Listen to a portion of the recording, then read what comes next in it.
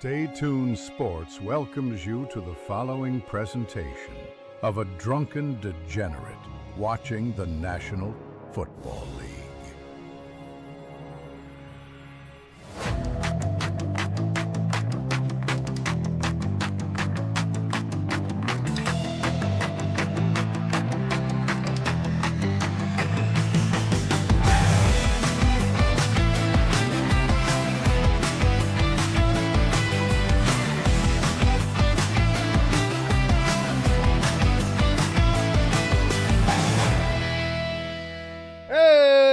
Welcome everybody to Stay Tuned Sports here for Sunday Night Football, ladies and gentlemen, where we have the New England Patriots taking on the coked out, whited out, snowy, iced out Buffalo Bills. You can say iced out. Does that mean they're meth, or is it just straight up coked out because it looks like they're skiing down the slopes of a fine Colombian powdered mountain? I have no idea. But we're here to watch it, ladies and gentlemen, on Sunday night, hopefully. We have a lot better games going on. Again, our 4 o'clock game we watched here, the Buccaneers and Seahawks, classic.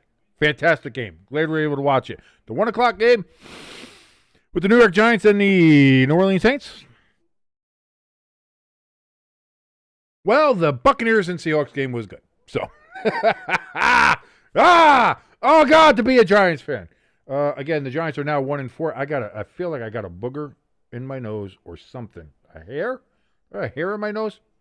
I know I got a hair at my ass, and his name is fucking Brian Daboll, and I cannot wait for him to be fired. But anyway, you have the Giants who are 1-4, the Jets who are 0-5. Apparently, the Jets are the first team since 1933. I saw this fact getting ready for this particular broadcast, that the Jets are the first team since 1933 in the NFL. So we're talking almost 100 years, 92, 93 years, in which in the first 5 games of the year, they have not had a takeaway yet. The Jets, Aaron Glenn, supposedly defensive genius from Detroit, and obviously a former New York Jet himself, was supposed to come in and change the culture, change the game, get something going on there. And the Jets remain 0-5, and in those 5 games have 0 takeaways. They are constantly either losing or tying the turnover battle because they haven't got any. So unless, and I think they've turned the ball over almost in every game as well. So they are just massively losing the turnover battle. By the way, congratulations to the New York Jets, ladies and gentlemen. The last remaining unvictorious, I almost said undefeated, but totally defeated. The last winless team in the NFL, the New York Football Jetropolitans. Congratulations once again to the Jets for that dubious honor. Hamster in the chat says, I just looked up at the betting splits, and the sharp bettors have the Patriots getting 7.5. It was 8.5, and it got brought down. So what's it? We got some of the money going on the Patriots. So what does that tell you, Hamster? I'll leave it to you to decipher, because I'm not a bettor. I'm not a gambling guy. I don't know the ins and outs and what have you, looking at the trends, looking at all that kind of stuff. This is why I leave it to you. This is why you're our Vegas insider, man. You're our sportsbook insider. What does that mean when you see some of that money coming from the in-the-know people going and having the Pats now at a getting 7.5 instead of 8.5 from where it was? Does that mean look at maybe the Bills coming up with this? Does that look maybe, does that mean look at the Pats since people are maybe seeing something on them? What are we looking at when it comes towards that? Because the last game you said a ton of money went on the Rams late, and that made you think that the Niners would go ahead and end up getting a victory. And sure enough, you were 100% correct on that. And so that's why I usually follow your road with that, Hamster. Which, by the way, if you want to join us in the chat with Hamster, with ELS, who's in us with the chat as well, join the community. Come in, say hi, say hello, say how you doing, and join the conversation about what you think the betting trends mean here for this game. Does that mean a Patriots possible victory? Does that mean a Bills possible victory? We all think the Bills probably going to win this game. Most people looking at it from a very cursory point of view But when you look down deep in, you dig down into it, maybe that's what happens. Live from Arizona, we choked away the big lead again. Yes, ELS in the chat quoting Arizona. And also ALS asking me what the biggest surprise and biggest disappointment of the week is the Giants, clearly. You come off a win off the Chargers, who was a previously undefeated team, and then you don't win. And not only don't you win, but you give up. You have 5 turnovers. Jackson Dart looked lost out there. Brian Daboll can't coach his way out of a wet paper fucking bag. It's just it's just bad. It's a bad time. It's a bad time. Biggest surprise. That's an actual really good question because I'm not sure what to say as a surprise. Titans winning, but again, it's not the first time that the Cardinals have collapsed. So to me, that's surprising, but it's also like the Cardinals, they should have lost to the Panthers when they were collapsing in that game.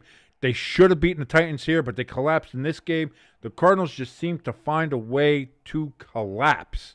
And so, again, good win. I don't know if it's quite surprising. The Broncos come back win against the Eagles, but again, the Eagles have not played a full 60 minutes. They still haven't. And it came and bit them in the ass today. Should have bitten them in the ass with the Rams. Should have bitten them in the ass with Tampa Bay. But instead, the Broncos and Bo Nix are the team that make the Eagles pay for playing that way.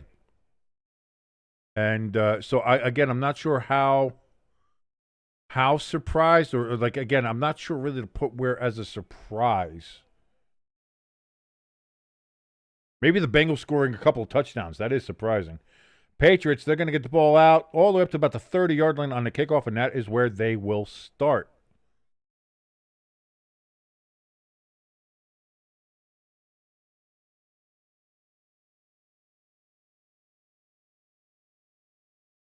By the way, Aaron Glenn, also the first Jets coach to start a season 0-5. That's not great.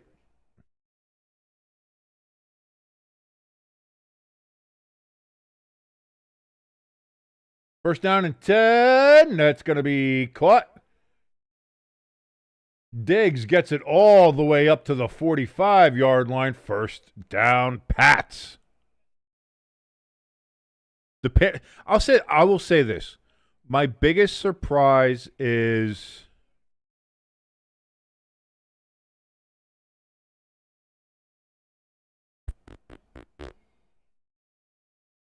I'll say the Panthers coming back against the Dolphins because everybody kind of left the Panthers for dead and they came back. I mean, the Redskins coming back to beat the Chargers after being down 10-0, winning 27-10, and how they were able to command on that game. First down run there for the Patriots. That goes backwards. That is no good. Second down and 12 coming up here for the Patriots after a 2-yard loss. So, yeah, like I would say, the Texans blowing out the Ravens, but as much as I would love to say that's a surprise, the Ravens having everybody out like they did with injuries, maybe I thought they would lose. I didn't think they'd get blown out by the Texans, but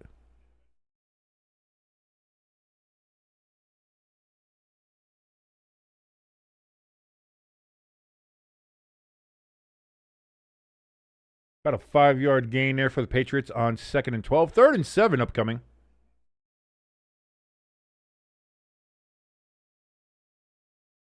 Antonio Gibson with the carry there. Lloyd, great to see you in the chat, brother. Crafty making fun of the fact that I said Diggs gets it all the way up there. But he did. He got it all the way up there. Maybe not as much as Travis did, which, boy, if everybody in the world doesn't start calling him Redwood from here on out. Drake May's going to get sacked. Too bad your ass got sacked on 3rd and 7. It's going to be 4th and 9 after a 2-yard sack, and the Patriots are going to have to punt the ball away. Crafty, if you're going all the way back to Thursday, yeah, San Francisco winning, that's the biggest one. I thought we were just talking about of Sunday here. Yeah. Hamster says, yeah, Thursday seems like it's so long ago. It really does. Like, a biggest surprise of Sunday, I think, is a little harder to quantify, but, for the week, maybe San Francisco being as injured as they were, going into the Rams and really outplaying them most of the game. The fact that game to overtime was a surprise for the Rams because the Rams were outplayed the entire game.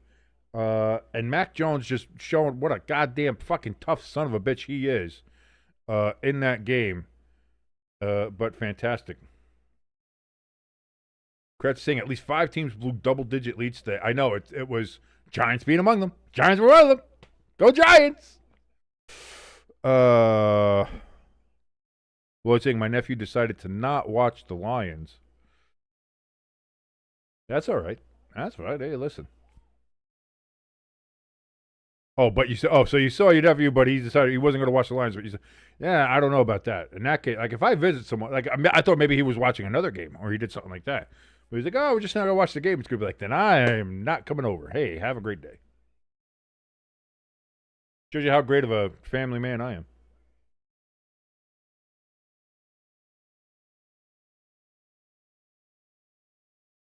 Well, I know there's a family event coming up in a couple weeks that I should be going to.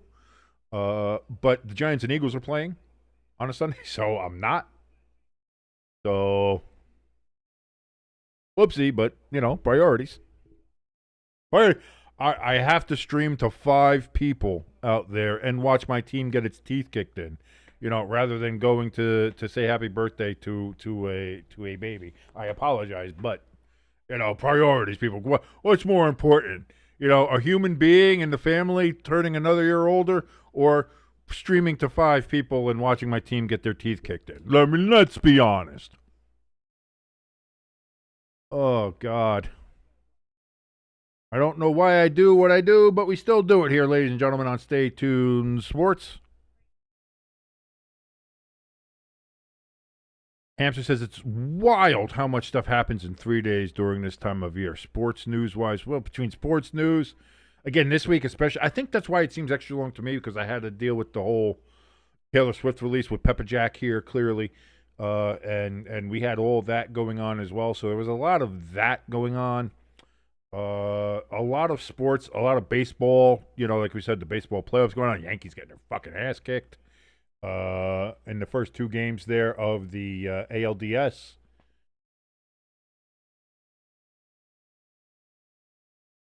So here we go. Buffalo with 1st and 10 from the 14-yard line. Josh Allen takes the snap in shotgun position. He's going to pull it down, and he's going to run it himself. He gets back to the line of scrimmage. And we got a flag down. We'll never have one of these games where the flag counter is not used. Looks like it's going to be against the Buffalo Bills.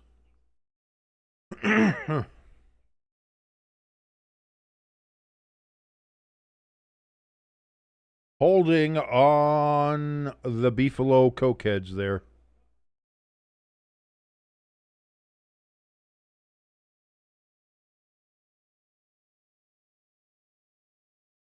Lloyd in the chat says, you see, King, you can't turn your head away from a train wreck. And that train wreck is the New York Football Giants. Indeed, it is. Yes, the Mark Sanchez shit. Who saw that fucking shit coming? Lloyd says, by the way, who won, the Dolphins or Panthers? Panthers won. Came all the way back and beat the Dolphins. So the Dolphins definitely going to be still in the booty cheeks. Here we go. 1st and 17 after the holding penalty. Josh Allen throws over the middle. Is that fucking caught? Dalton Kincaid gets the reception. I'm going to be honest. It's hard to read these fucking numbers with there being reflective silver on white. Just saying. Hard to see the fucking numbers here. These uniforms kind of fucking suck. Crafty says those white uniforms suck. I'm glad I'm not the only one who saw it. I'm glad I'm not the only one. Crafty agrees as well. Those look bad. We both said it at the same time, so it was uninfluenced by me. Josh under center. That's going to be a handoff to Cook. And that's going to be a 1st down for the Bills now at the 27-yard line.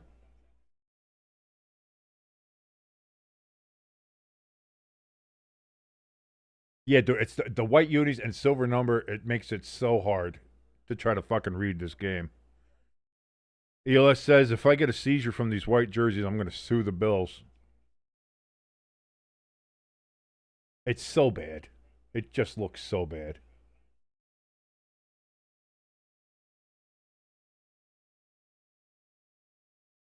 So, 10:34 and counting remaining here. It's going to be another handoff here to Cook. And he's going to get 2 yards on the carry. 2nd and 8 upcoming.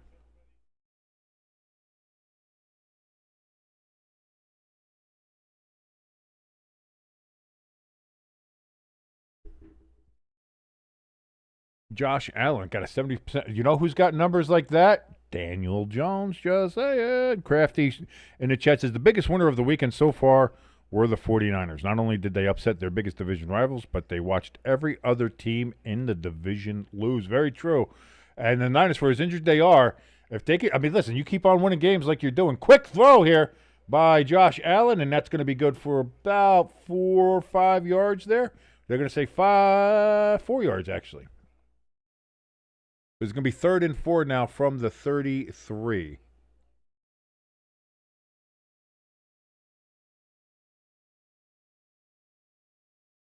Shakir with the reception there. Again, took a second to see what fucking number he was wearing. So here we go. 3rd and 4. Allen and shotgun.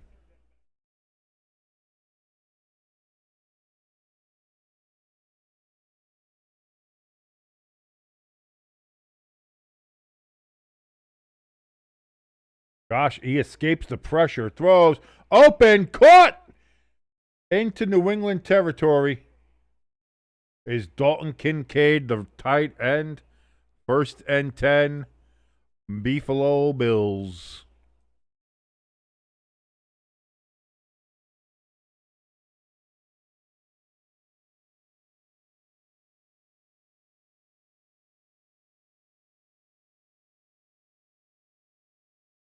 Lloyd asking Seahawks or Tampa Bay. Bucks won on a last-second field goal, but as far as uniforms, we were all winners for being able to watch that game. What a beautiful-looking game. Josh under center fumbles the snap. They were trying to do a quick little handoff, and the Bills fumbled it. And it's Patriot ball at midfield. Oh no! What a terrible mistake. And as soon as Hampster says Allen is too good, he jinxes them as they go ahead and fumble the exchange. And it is 1st and 10 Patriots at the Buffalo 47-yard line. Oh, my God.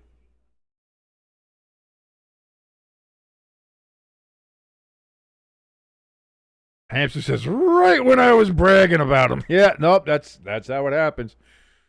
Crafty says, old alligator hands Allen strikes again. I don't know about that. He's usually pretty good. Yeah, that's the thing. Lloyd trying to say the Lions almost fumbled the Bengals game. ELS was forced to watch that game. At no point were the Lions in danger of fumbling that game away. That game was... the Bengals scored 2 late touchdowns. It looks like they were within 11 points. The closest they got was 11 points, and it was never going to get any closer than that. That game was over.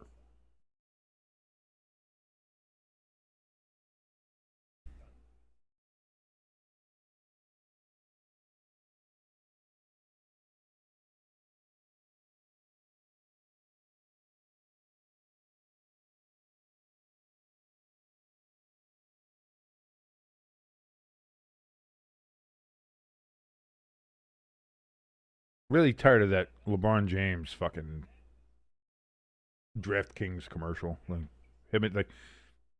of had enough of Kevin Hart too. Can we be honest? I've had enough of Kevin Hart. ELS talking about the Bengals and Lions game again. He says Browning looking like a kindergarten quarterback with all the fucking picks. Yeah, not great. Again, and I don't know what the Bengals can do. Like right now, it's looking like either Russell Wilson or Jameis Winston maybe for them.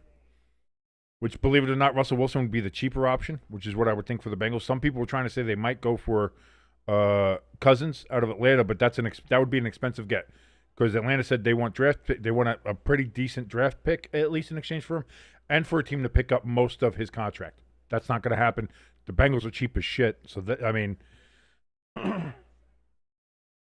looking at it from that angle, like it looks like the Bengals are comfortable just throwing the season away with Browning because why pay for an actual quarterback?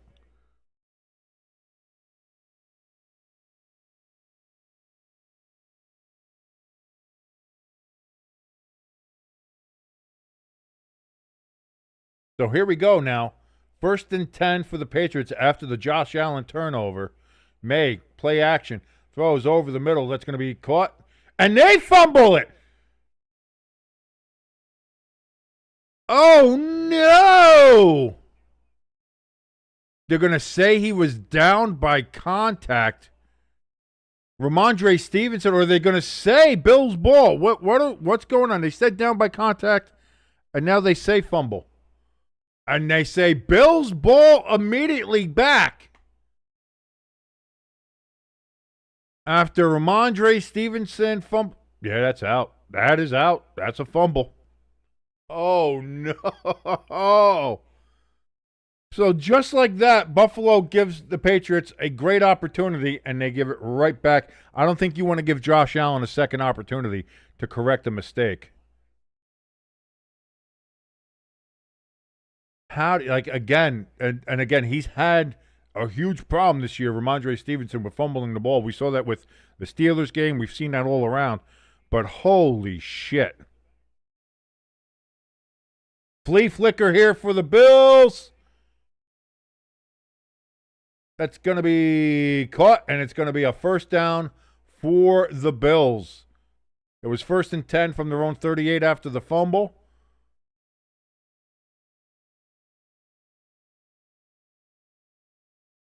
I'm surprised after that the Bills would go with a little trick play there, but indeed they do. They are now on the New England 42.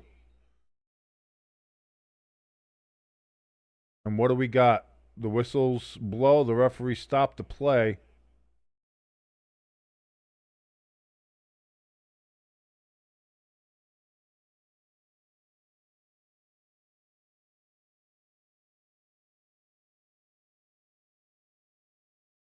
They're saying that the Bills did not give the Patriots time to sub, and instead they snapped the ball, so they say no play. Still 1st and 10, and for some reason the clock was saying 77 minutes. Fix that shit, NBC. What are you doing? Crafty said this is already this first quarter. Those first back-to-back plays there was weird. There's been a lot of drunk games this weekend, Hamster. There's been a lot of drunk football being played here. So we're going to hand it off here this time to Cook, just keeping it on the ground there. 2nd down and 5 after 5-yard gain. Woo! Quite the start here in Orchard Park in western New York State. Although, really, are they really New York? The Buffalo Bills wish luck to the Toronto Blue Jays, who play in a completely different fucking country, instead of the team from their own state, the New York fucking Yankees. So, how New York is Buffalo? Not really. It's going to be a run for about 7-8 yards and a first down, pending. What do we got there? We seem to have a flag now. Yes, we do. What's the flag going to be? Ty Johnson was the running back on that play. But a legal formation on the Bills. So that negates the run and the first down. That's going to bring it back, and we have 2nd and 10 on that 5-yard penalty now.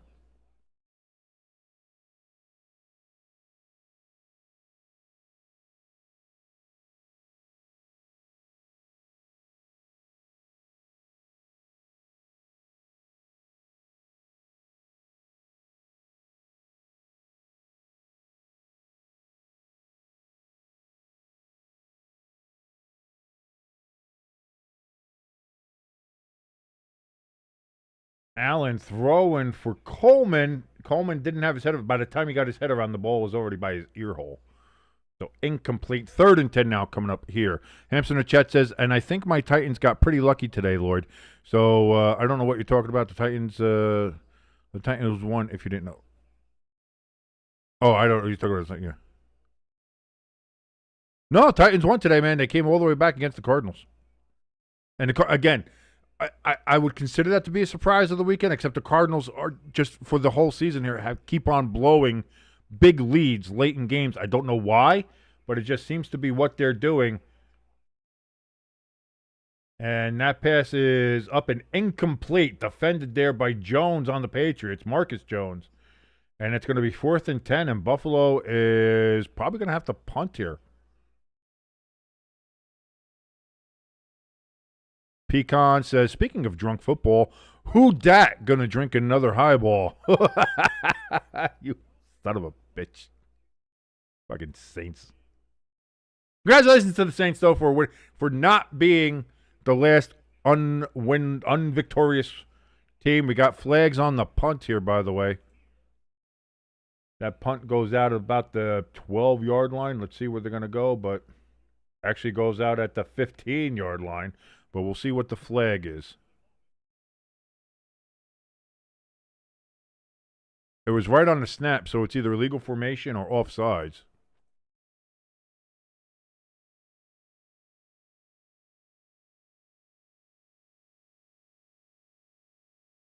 Illegal formation on the Bills.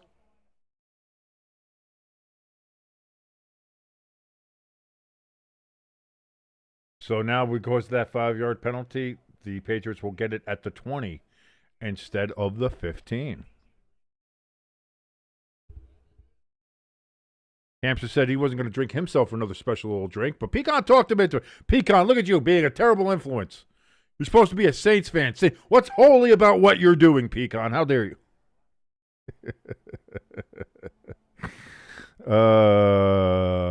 ELS wanting to know how drunk Pecan is from a scale of 1 to 10, celebrating the Saints' victory today over the New York Football Giants. Listen, you should celebrate, but you shouldn't be that. I mean, you beat the Giants. That's like punching a toddler in the face. Yeah, sure, you won, but did you really? Like, was it really necessary? Was it really necessary to do, Pecan? Why'd you got to punch me in the face? That's not fun. Yes, I'm a toddler. I am a toddler. I'm a football toddler. I am crying and whining because the Giants can't do shit right. Especially until we fire Daboll. I'll stop crying and whining once we fire Daboll.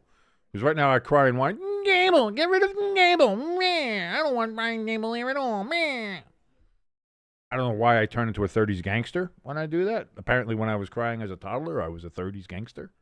Hey, say fire Daboll and I'll stop crying for you. Hey, say wow. Pecan says, hey, don't ruin it. Don't ruin this for me. This is all I got right now. Listen, Giants got a short week. If we can go ahead and beat the Eagles. We're not beating the Eagles. Who lost today, by the way, when they had a big lead against the Broncos, and they blew their lead against the Broncos, and the Broncos go ahead and beat the Eagles. The Eagles, as I mentioned, they have not played a full 60-minute game yet this year. And here we are. We were talking about maybe it biting them in the ass. They were able to survive the Buccaneers last week. They were able to survive the Rams the week before. They were able to survive the Chiefs in Kansas City. And they were able to survive the Cowboys, who gave them a scare in the opening game. Weren't able to survive it against the Broncos in Week 5, however. Which, by the way, the next 3 games for the Giants, if you're aware, is going to be the Eagles, Broncos, and Eagles.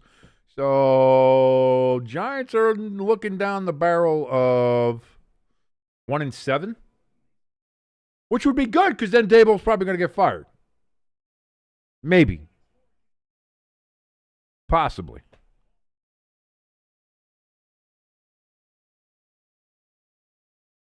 Lloyd says, yeah, that game was borderline neglect.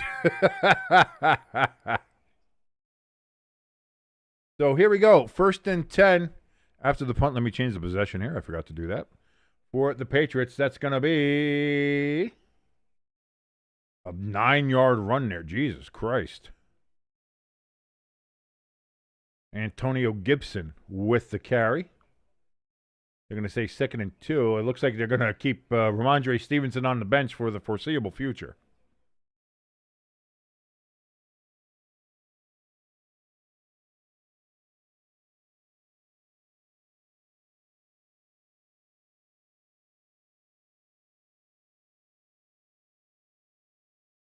So here we go, another handoff here.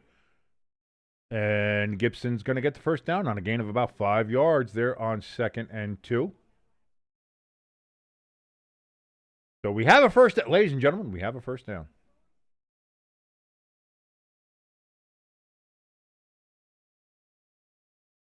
Lloyd says, to be fair, the Eagles losing to the Broncos and giving up their lead is first-degree murder. Jesus Christ, we went from borderline neglect to first-degree murder. That is quite a jump in charges there. They're going to give it to Gibson again, and he's going to get 2 yards on that carry on first down. 2nd and 8 upcoming.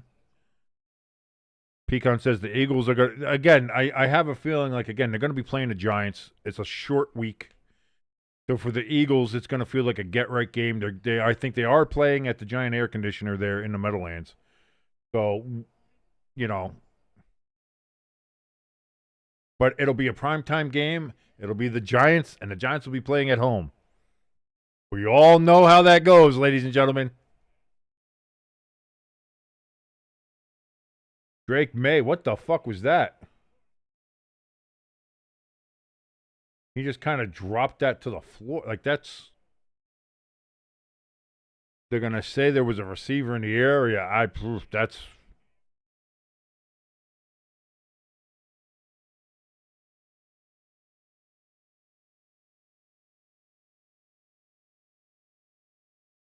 Dude, yeah, the Cardinals are just... I don't understand what's wrong with the Cardinals. They do. Oh, boy, the Buffalo defense is in fucking disarray. But the Patriots kind of... They're giving them time to settle in. Drake Maye back, looks, throws. That's going to be caught, and it's going to be a first down. Birdie! We got some birdie sighting here. Ooh, that's a nice first down birdie.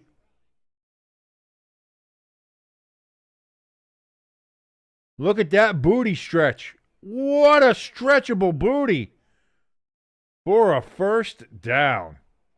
That's a bad spot, too. They spotted them behind the sticks with the tip just touching. Booty didn't just have the tip touching. He was full on inside. Here's Gibson again. There's going to be a toss to him. Good for about 6 yards. Actually, 7 yards, 2nd and 3. Oh, you calling the Giants game borderline neglect? Okay, yeah. Hampshire says, the way these primetime games have been going, the Giants probably have a chance. Pecan says, any given Thursday, as somebody, like, guys, I don't know why I got to keep on telling you guys this. I'm getting close here. We're doing a real ASMR here, by the way, here. I got to get in close here with you. I've been watching the Giants my whole life. I think I mentioned this when we played the Chiefs on Sunday night. Gibson gets no gain on 2nd and 3, 3rd and 3 upcoming here, right from the 50-yard line. I've been watching the Giants for 40 plus years of my life. I'm 44 years old. I've been watching them since before I can remember watching the New York Giants. The Giants in primetime, at home, against a team like the Eagles, defending Super Bowl champions, coming off a loss that they blew the lead to, where the Giants are playing a rookie. The Giants don't have a chance. Stop saying the Giants have a chance. Stop saying any given Thursday. Stop saying, oh, you never know. You know, something crazy going to know. The Giants are going to lose that game. And it's going to be possibly embarrassing. And it's going to be an incomplete pass there on 3rd down. Diggs was the intended receiver. And it's going to be 4th and 3 from the 50, and the Patriots are going to have to punt the ball away. Thank you so much for joining me in this little ASMR adventure. And just so that you know, whenever we're reminded by each other, this Thursday, when we watch the game together, because we will watch the game together, the New York Giants and the Philadelphia Eagles, live on Thursday Night Football, Amazon Prime, the Giants are going to go ahead and lose that game. And it's not going to be pretty. So thank you for being here for me and being my emotional support in the chat room. Thank you. Thank you. Thank you. Pecan saying, so you're saying, I'm not saying there's a, exactly. I'm saying there's not a chance. There's a better chance of Taylor Swift and Sydney Sweeney sitting on my face. Not for anything sexual. Maybe they just got tired. I don't know. But there's a better chance of that happening within a 5-minute interval of each other than there is of the Giants beating the Philadelphia Eagles on Thursday. That's not hyperbole. Now, again, in the universe, in the quantum realm, anything is possible. So, again, could the Giants win? Sure. I don't think the odds are great. Will Taylor Swift and Sydney Sweeney both sit on my face within 5 minutes of each other? Probably not. There's a possibility of it on a quantum level. Sure. But what I'm saying is that on the quantum level, when you're looking at the possibilities, the odds that Taylor Swift and Sydney Sweeney both sit on my face within 5 minutes of each other, those odds are greater than the Giants being able to defeat the Eagles on Thursday at home in a primetime game. That's all I'm saying. It's not going to happen. Could, but won't. Lloyd in the chat says, let's be real honest here. The Jets have more holes than Taylor Swift. Well, I don't know. Taylor Swift has the same holes as any other girl. So unless somebody's drilling holes, I don't know. Does she have extra holes in her? I'm pretty sure we all know the amount of holes that people have in them. Hamster says, what if they both walked in the door right now? I would say, how the hell did you get keys to my house? I don't know. I'd say, what the hell are you doing in Bayonne? Who wants to be? What the fuck are you doing in New Jersey? Get the fuck out of here. Lloyd says, I don't think this stream would be safe for... Listen, in the unlikely event that ever happened, this stream would immediately shut off. Hi, sorry, guys. I'm sorry. I apologize. If that ever happened, stream immediately cut. Thank you for joining us. We'll see you later.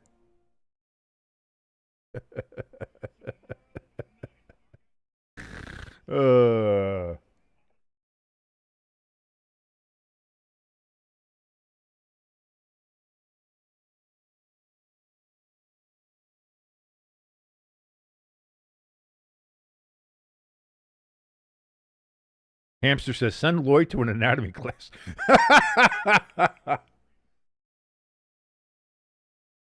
Curtis Samuel, he's going to get a gain of about 6 yards on that carry, but we have a flag down. Oh, boy, Lloyd, you don't know. Yeah, Lloyd, you're going to have to go ahead and listen to Taylor Swift's new album because all the evidence you need for that particular comment that you have there is right there in the album. That's going to be holding on Dalton Kincaid. Half the distance to the goal.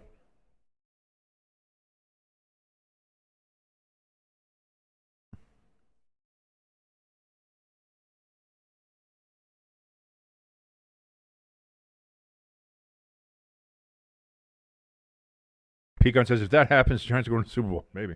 Oh, we got a downed Patriot, by the way, on the field. Carlton Davis, the third, injured on the field. But, yeah, Lloyd, look up track 9, I think it is. Track 9, Wood. And if you look up track 9, Wood, for Taylor Swift on her latest album, The Life of a Showgirl. Out now, by the way. Yeah, you're going to find all the information you want to know or possibly need to know. Yeah, you're going to find out, if I'm Travis's teammate, or even if I'm his opponent, if I'm in the league, boy, I've got a couple of new nicknames for my man when I'm on that field. Hamster says this is going to be a field goal game and screw all the touchdown prop players. Hamster is always talking about how the NFL or NFL teams or the players are screwing over the bettors in Vegas and with the sports books. And I'd like to say that it sounds like a conspiracy theory and that everything he comes up with is just like nonsense, but Hamster's been more right than wrong in his predictions of that, so can't discount it. You can't discount it. So now 1st and 17 after the penalty from the 7-yard line. Josh Allen back, looks, throws, caught, then dropped. It's a fumble. That was definitely a catch too.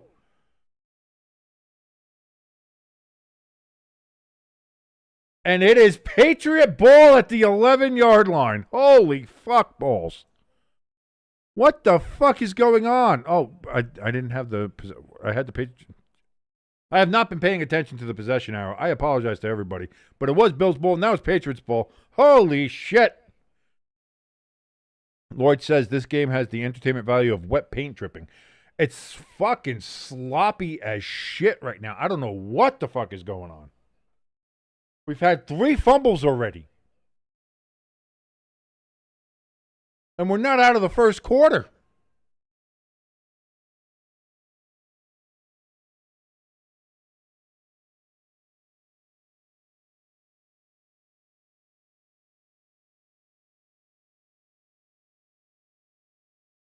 The Bills went 17 games straight without losing a fumble. They've lost 2 in a quarter. So now 1st and 10 from the 11 for the Patriots and Drake Maye. For God's sake, somebody throw up high. Can we get a touchdown here? Nope, that's going to be a loss of a yard. Gibson with the carry. Makes it 2nd and 11 from the 12. ELS asking if the Patriots fumbled again. Not from what I'm seeing. I don't know if you're ahead of me or not. I don't think so, but we will see here.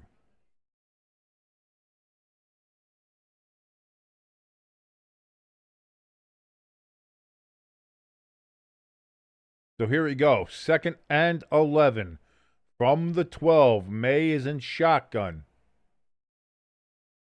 Maye runs to his right, throws incomplete. Just throws that into the ground. He was out of the pocket, and there was a receiver in the area. So that'll be 3rd and 11. 1:04 remaining here in the first quarter. Seems like the Patriots are not going to take advantage yet again as we look at Josh McDaniels, who's a gigantic, steaming pile of human feces, otherwise known as a piece of shit. Hampshire says a week in football season feels like a month. A week ago right now, we were watching Dallas and Green Bay, and it does. It seems like a lifetime ago. It really does. And not only that, but this week has been so fucking weird. We've got flags up. Drake Maye throws incomplete. Patriots were looking for a flag for interference. What is this flag going to be, however? Are they going to call illegal formation?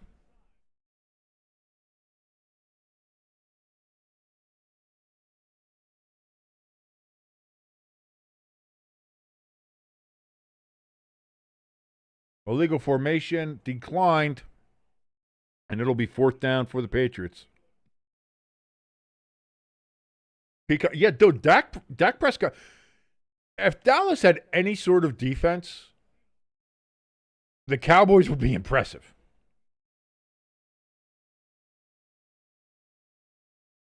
Dak leads the NFL in total yards. I think Dallas's offense is one in multiple categories in the NFL.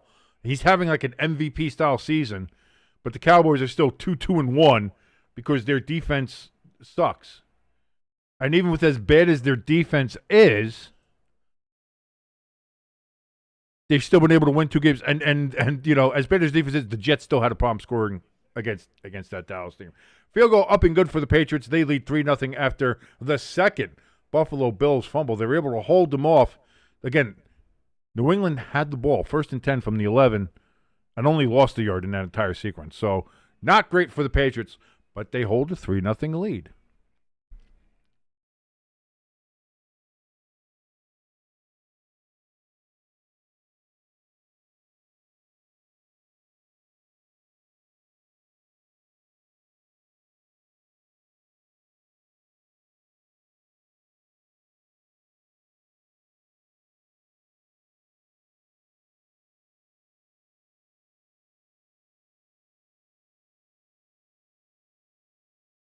Checking out some of the what do we got here for the Cowboys? The Cowboys are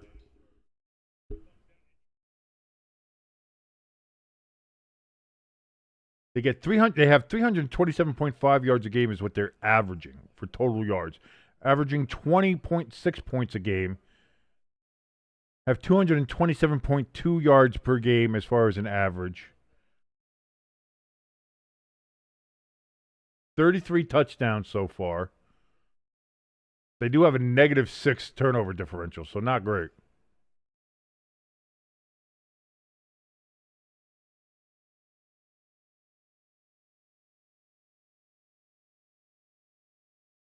They get Bills on the kickoff, get it all the way up to the 44-yard line, and that's where they will start.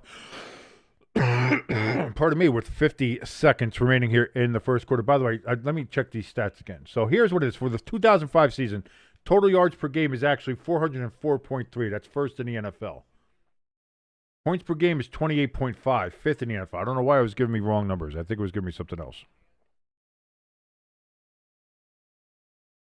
Third in the NFL in passing yards per game, 12th in the NFL in rushing yards per game, 6th in the NFL in third down percentage. Like, yeah, the Cowboys are fucking killing it, but defensively they suck. Josh Allen, he's going to roll out to his left. He's going to just pull it down. He gains about 3 yards. They're actually going to call about 2 yards.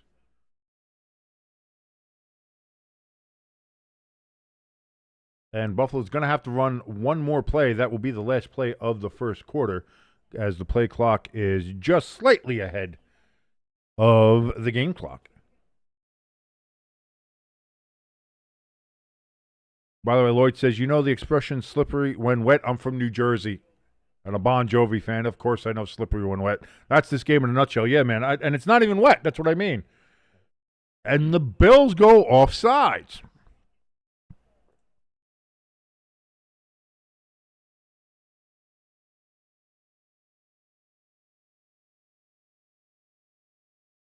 And we are at 6 flags thrown total in this game. We've had 6 total flags, 5, I believe, accepted penalties, 3 turnovers.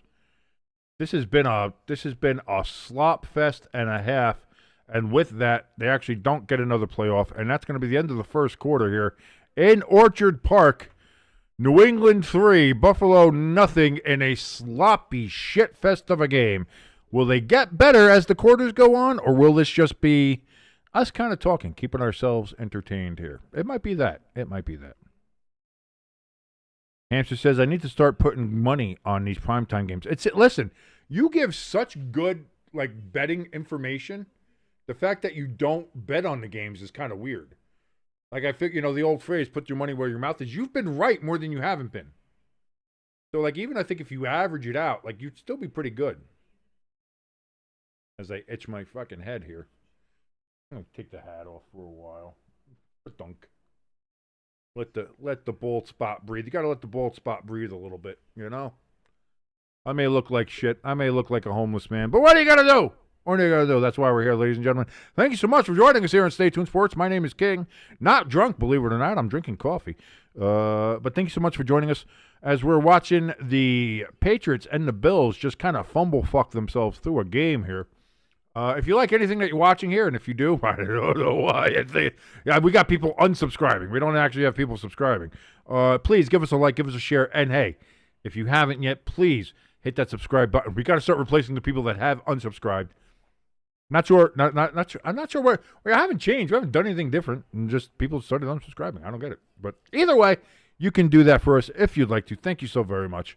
It helps us out tremendously. If you want to help us out a little bit more, in the top of the chat and in the description below this video, we have links for our donation station and for our merch store. Go check out some of the shirts, the hoodies, the coffee mugs, the banners, all the stuff that we have in there. And if you have a suggestion, let us know in the chat. Join us in the chat. Join the community. Be part of the conversation. Be part of the broadcast here as we're talking around. We've got Hamster, Lloyd, ELS, Crafty Pecan. Everybody's in the chat. Come in and say hello. ELS letting us know here that I might do trivia for the second quarter till the end of the game. That's fine. Hey, listen, I have no problem with that. And we might need that, ELS.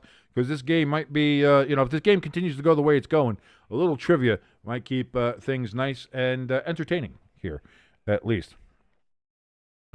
Lloyd says this game is like when Taco Bell runs through. I've never had that problem with Taco Bell. I know people talk about it all the time. Like, Taco Bell. Oh, Taco Bell gives you the runs. Taco Bell makes you shit yourself. It's like, I've never had that problem with Taco Bell. Like Burger King's made me shit myself every now and then. McDonald's has made me shit myself. A couple other things made me shit myself. Not Taco Bell's never made me, have to run for the border, as they say. Allen on the first play of the second quarter throws. It's going to be caught. And that's going to be a first down. Was that Dalton Kincaid again? Indeed it was. Dalton Kincaid coming up in a big spot.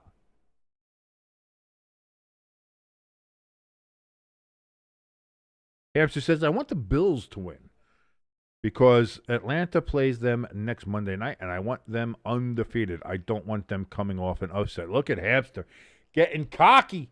He's getting cocky. He says, we're getting Buffalo on Monday night, and I want to be the one that beat them in prime time. Cook gets the carry, and that's going to be a gain of about 4 yards. 2nd and 6 upcoming here.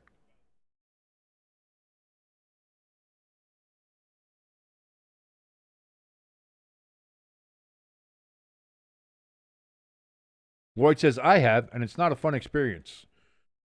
Was it Taco Bell, or is it just that you have such a weak immune system and a weak gastrointestinal system that you're just weak? You're just weak, and you can't handle the deliciousness and the greatness that is the Taco Bell. I blame your colon more than I blame Taco Bell. Josh Allen on 2nd and 6. Throws deep ball. That's going to be caught down at the 29-yard line for the Bills. Joshua Palmer with the reception. And now, 1st and 10 for the Bills. They're actually moving the ball here. Will they fumble it away? Will they have an interception? Will they get a touchdown or some kind of score on this fucking drive? We will see.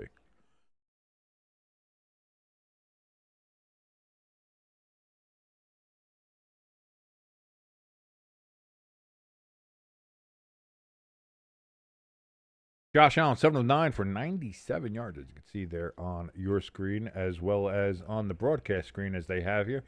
Gain of 3 yards. 2nd and 7 coming up from the New England 26.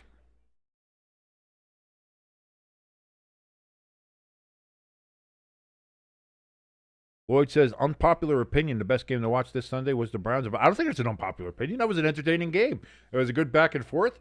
Came down to the end of the game. The Vikings had a nice little comeback victory. You were rooting for the Browns. Dylan Gabriel didn't look too bad as a rookie quarterback. Good for him. And the Browns, maybe they kind of have a guy now. That, again, that was the whole thing with the Browns. It's like with that defense, maybe now that they have somebody on offense, they can actually put something together. Believe it or not, for the Browns, it's the defense that let them down today in that last drive. Shakir, he gets the reception, and he brings it all the way down to the 20-yard line. It's going to be 3rd and 1 for the Bills. I was going to say, Hampshire, I agree. I don't think that's an unpopular opinion at all. I think that Vikings-Browns game was a fun game to watch. I didn't broadcast it because I thought it was going to be, I don't want to watch that game. But that turned out to be a fun little game to start the day. Cook, he gets the ball, runs it for 3 yards, and that's going to be a first down now from the 16, actually, so they give him 4 yards. New England, 16-yard line, actually 17. So I was right. Look at me with my rightness. My hat made me itch. It has a loose thread in it, and so it just started digging in there. That's why I took the hat off. And now I've got an itchy scalp. God damn it. I hate when you have that loose stitch in a hat. It's the worst. Josh Allen under center. Hands off. This one's going to be the Cook, and he gets a sizable chunk of about 6 yards on that one. 2nd and 4. Bills driving here. Can they hold on to the ball? Lloyd says, you guys actually agree. It was a wholesome watch. It was good for the whole family, You just gather the kids around and be like, come here, children, and let us watch a morally good game. Not like these bankrupt Eagles games and ones where the Cardinals give up a 21-3 lead. No, this is a wholesome, fun family affair. Live from jolly old London, England. Hand off to Cook again, and that time he's only going to get a yard before he is pushed back. 3rd and 3 upcoming. Yeah, no, I thought that game. I agree. I think the Browns and Vikings was fun. I'll tell you what, for me, that Buccaneers Seahawks game was a fun watch. I had a blast watching that game. I'm glad you guys were here with us to watch that as well. But I thought I had a great time watching that game.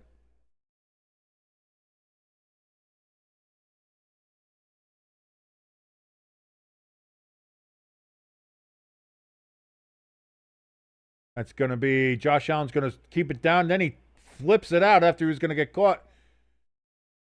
And Shakir, he gets it to Shakir. That's going to be a massive loss. We have a late flag here.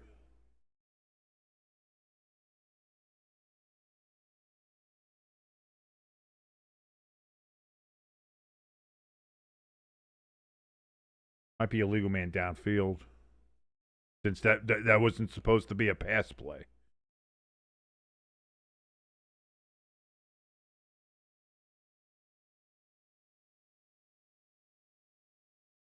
Two fouls.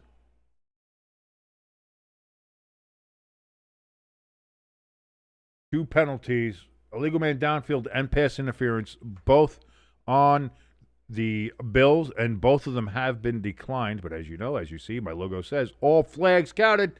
So we are up to 8 flags already here. Lloyd asks, we ready for tomorrow's game? Yes, of course we are. For the Chiefs. And Mr. Knock on Wood, Redwood himself, Travis Kelce. And the Jacksonville Jaguars. Snap, hold, kick is up. And it is good. And the Buffalo Bills go ahead and tie the game up with the New England Patriots as we are sitting at 3-3 with 9:34 remaining in the first half.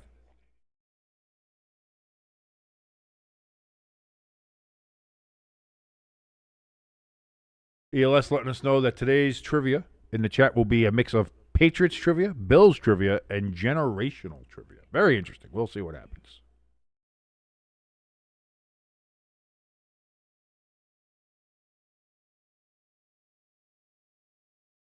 By the way, as we sit here currently, in the poll, who prevails victorious in this game? The Massachusetts Colonizers have 43%, while the Orchard Park Coke dealers are sitting at 57%.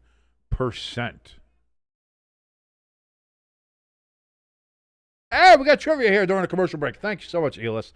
That helps us out here. Question 1. In the year 2000, Tom Brady was the 4th quarterback on the New England Patriots depth chart. Can you name the QB just ahead of him at number 3? No, no, that's way later. Matt Castle was like a decade later. In 2000, because you had Drew Bledsoe. I forget who his backup was in 2000. I don't even know who that would be. Number 2. I'm going to be honest with you. You got me stumped on that one, ELS. Hamster says, I wonder how many people at the Mariners game were at the Seahawks game today. I went to the Falcons and Thrashers game in the same day once. I was going to say both stadiums there are right next to each other. So you could have gone to the Seahawks game and then jumped right over to the Mariners playoff game. Although in order to do that, you probably spent $5 or $6 grand on fucking tickets for both of the games, plus any concessions, plus parking. So if you're one of like the rich people in Seattle, that's great. Or, you're one of the people that have to walk around the hobo shit that's everywhere. And hopefully not get stabbed by like an Antifa individual. So we'll see. I was going to say, Lloyd, I'm at a loss for that particular question. Answer is Michael Bishop. There's a name I have not heard in a long time. I do remember Michael Bishop, but again, I really didn't even think about it. ELS helping us with the facts here. Michael Bishop was drafted in the 7th round by the Patriots in 1999. During the 2000 season, many fans demanded new coach Bill Belichick bench Bledsoe in favor of Michael Bishop. That would have been dumb anyway, because Bledsoe is one of the better quarterbacks I remember from my years. I thought he was a very good quarterback. And Mo Lewis exploded his fucking spleen, almost killed him. And because of that is why we have Tom Brady being who he is. Patriots return the ball. Fumble! You got to be fucking kidding me.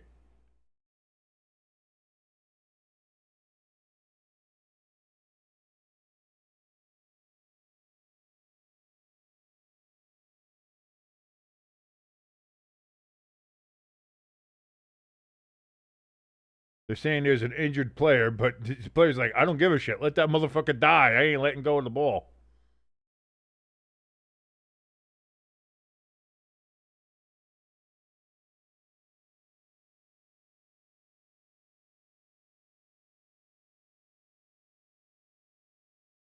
Who's got it? We still don't know who has the ball. And they're saying it's Patriot ball, so they recover it. Gibson got hit right in the fucking nuts. Oh, he grabbed his knee. It looks like he might have gotten fucking hit in the knee.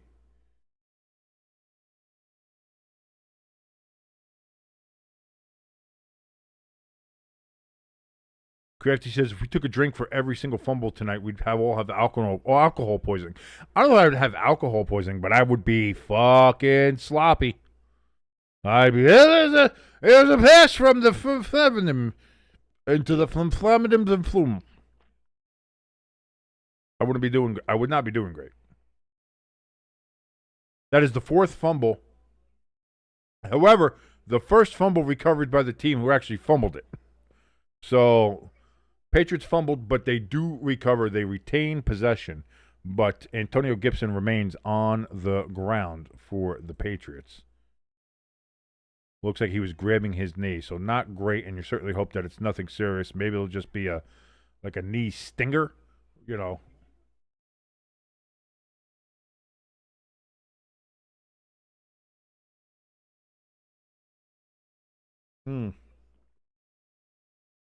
I love coffee. Question 2. In 2000, who led the Bills in sacks? Hamster says, I only drink when the Jets get a turnover. You sober motherfucker. That's funny. That's pretty good, Hamster. That's pretty good. I salute you. That's a fantastic joke. I like that one. Question 2. In 2000, who led the Bills in sacks? Part of me wants to say Takeo Spikes for some reason, but I don't think he was there yet. I think that was a couple of years later. You know what? I'll say, because I think around that time, it was just maybe a last hurrah. I don't know. I'll say Bruce Smith. I'm probably wrong. I forget when his career actually ended. I think he was still playing around 2000. I still think he was. I'll say Bruce Smith. Why not?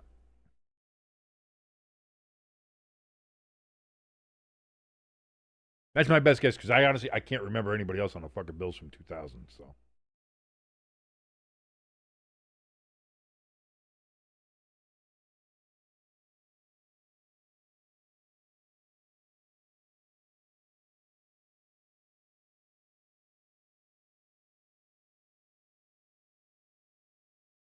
But yeah, it looks like he got a helmet to the knee or something.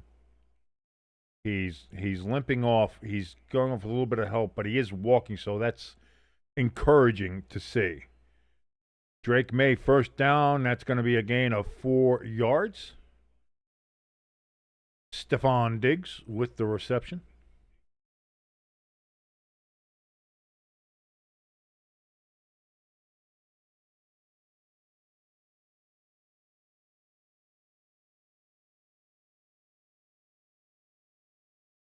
Hamster says former Hokie is Bruce Smith, so he's going to go with that. Yeah.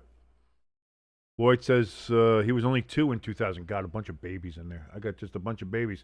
That's going to be a first down and more for Diggs as they get all the way up to the 46-yard line and a first down and 10 for the Patriots. Marcellus Wiley. Now, he's with ESPN now, isn't he? Yeah, he does a lot of ESPN shit. Marcellus Wiley. Good call. God, he was... People forget how good he was. Marcellus Wiley was a very good player.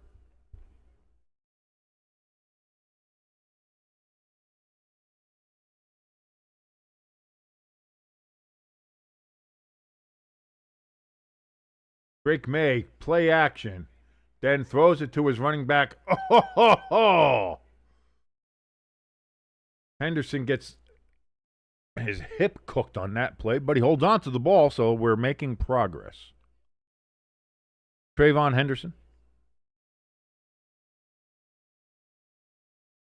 with that reception. Oh, Ramondre Stevenson is what I'm talking about. Yeah. Still have not seen him back in the game here.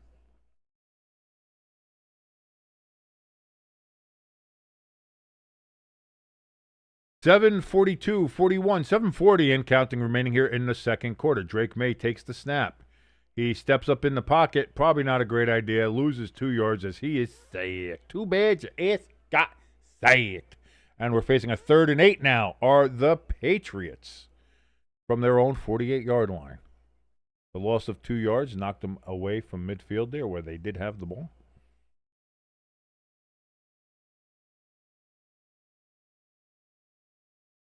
Can the Patriots get a first down, or will they have to punt the ball away to Buffalo? We're going to find out here as Drake Maye's in shotgun. Play clock on 4-3. He gets the snap off. Drake Maye rolling. We have a flag as he is sacked for another 2-yard loss back at the original line of scrimmage, but we have a flag. I imagine it's going to be holding.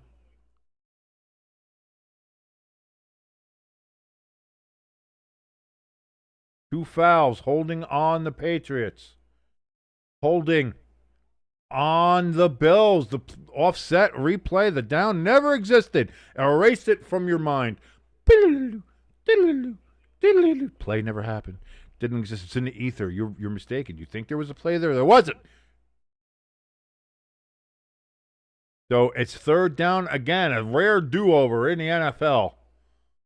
Can Drake Maye and the Patriots make this work instead of taking another sack? 3rd and 8 from the 48.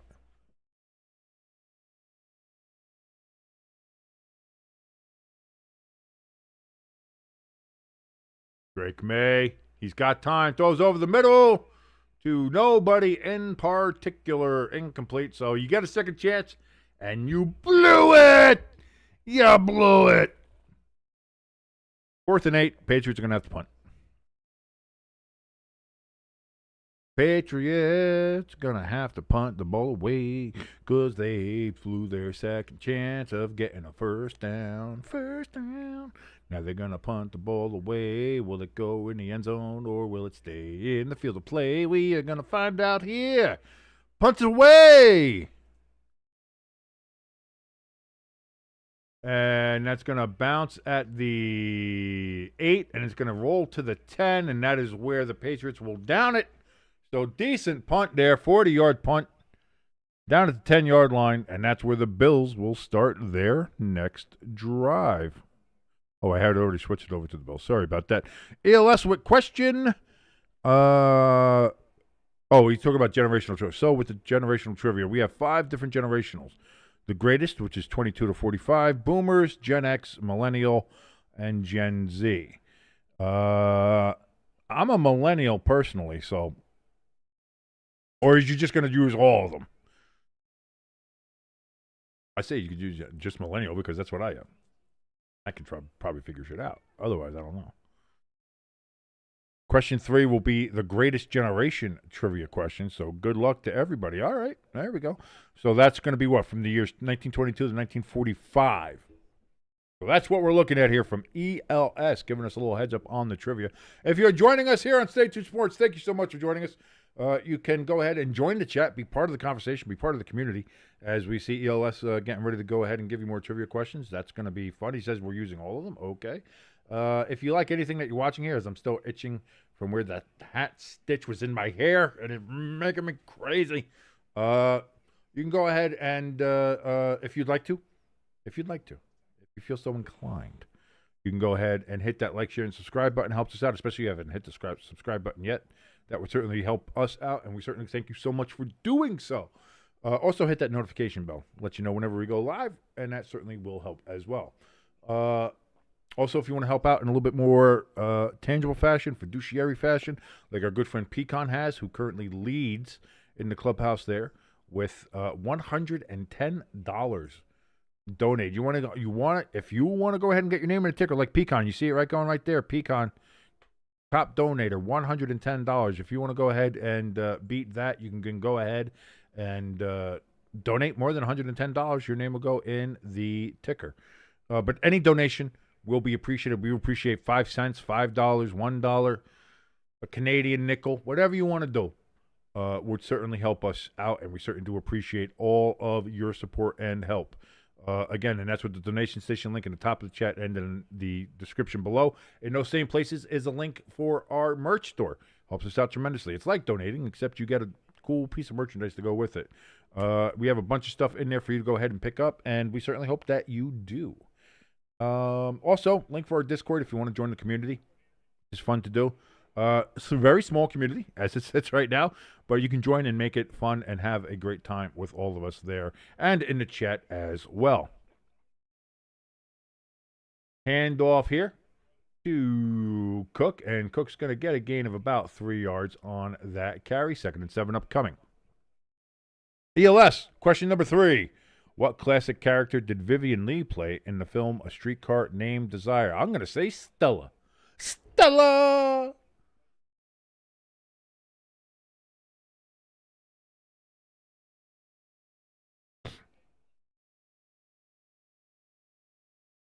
So we got 5:50 and counting here in the second quarter. 2nd and 7. Josh Allen in shotgun, directing traffic to his players. Allen is back. He's going to step up and run it himself, and he's going to get to the 20, to the 25, down to the 30, down to the 33, and that's going to be a first down for the Bills.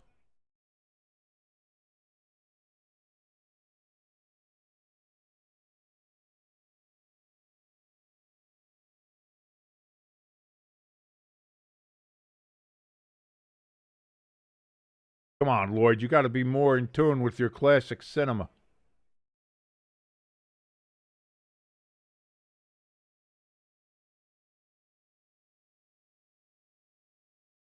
We have a timeout coming up here from the New England goddamn Patriots, so we're going to slow this game down a little bit more, which is just what we needed to go ahead and slow this game down.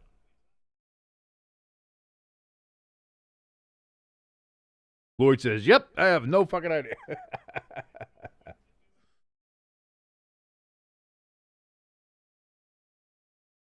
Blanche Dubois. So I was wrong. I took a guess, but I didn't fucking know. I didn't know fucking either. At least I took a guess. At least I took a guess. At least I put myself in the arena.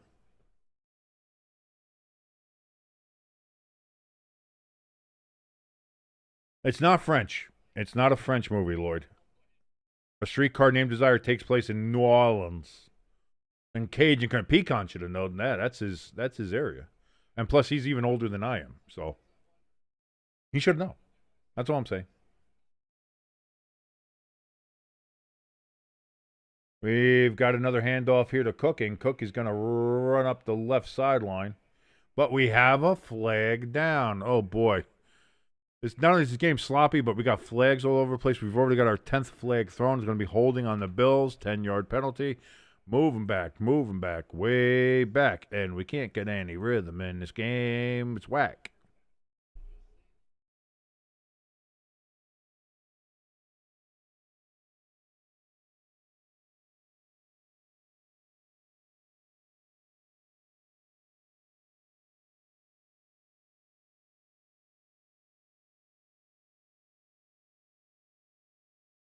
I would accuse the Bills of doing cocaine to match their uniform, their cocaine uniforms tonight. But cocaine makes you more focused. And nobody in this game appears to be focused right now. So here we go. 1st and 20 after the penalty. Josh Allen going to pull it down and run again. And he's going to run it up to the 30-yard line, to the 32-yard line. And so they gain 10 yards. It's going to be 2nd and 10. So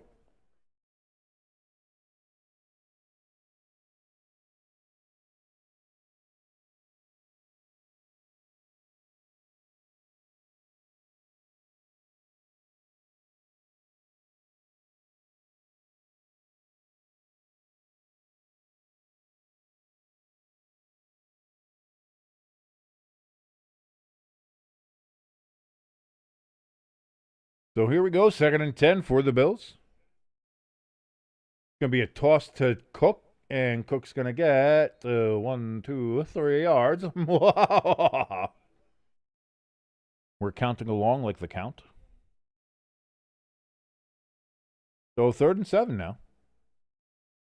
From their 35-yard line, again, we're winding down the clock here. We're at 3:33 and counting in the second quarter, and this game has been fucking boring as fuck. Lloyd says, hey, ELS, waiting on this fourth question there is making me feel like a boomer.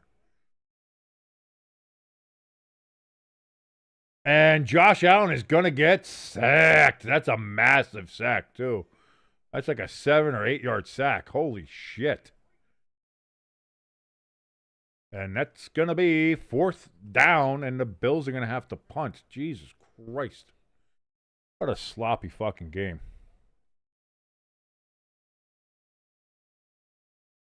Yeah, ELS is usually good at waiting for, like, he'll wait for the commercials to go ahead and do the trivia, which is the best thing to do. While we have nothing else to talk about, where there's nothing else going on, ELS goes ahead and gives us a trivia question because ELS is the man. He knows what's going on.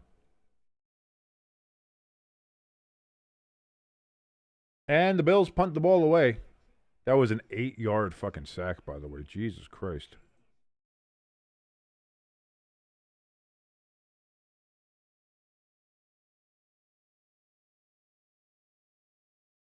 Jones got lit up.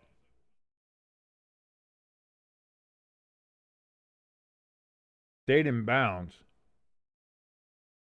And then had the guy miss, still stayed in bounds. And it got punched in the face. That should be a penalty. You can't do that. You can't tackle somebody by punching them in the face. Jesus Christ.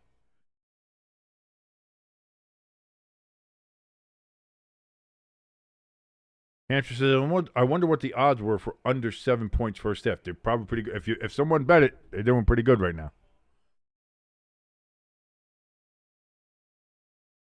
Pitch back to Henderson, and that's going to be good for 12 yards. First down. Ooh, sorry. Had a bit of a there, little agita. But first down and 10 for the Patriots at the 43-yard line. Hamster says the over-under for the game was fairly high. I think I only know what the odds are here currently. Let me go up and see if I can find where those are. Yeah. It closed with the Bills being a 7.5-point favorite. They are currently the Bills at a 3.5-point favorite. The over-under to start there at the close, at the start of the game, was 48.5. You had 48 and a hook there. Currently, the total over-under is at 35. So we've lost 13 points on the over-under. And just in the first half, they've already said, let's shave some points off this over-under. I don't know if this is going to quite make it. What is my fantasy team doing, by the way, here? Oh, Pecan's fucking destroying me.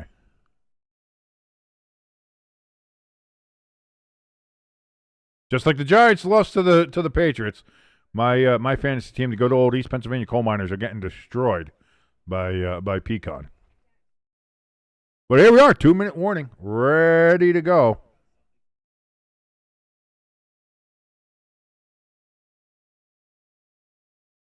Oh God, I can't stop. I don't know. Has anybody else ever experienced when you have the loose stitch in a hat and it like digs into your scalp and then you just can't stop itching? It's the fucking worst. Question number 4. You deserve a break today was featured in what company's ads in the 1970s? In the 1970s. Lloyd says, King, I don't condone drinking, but a game like this makes me reconsider. I'm telling you, Lloyd, it really is. You deserve a break today. What? Fuck. What was that? You deserve a break today. Not Kit Kat. They would just give me a break. Give me a break. Break me off a piece of that Kit Kat, bro.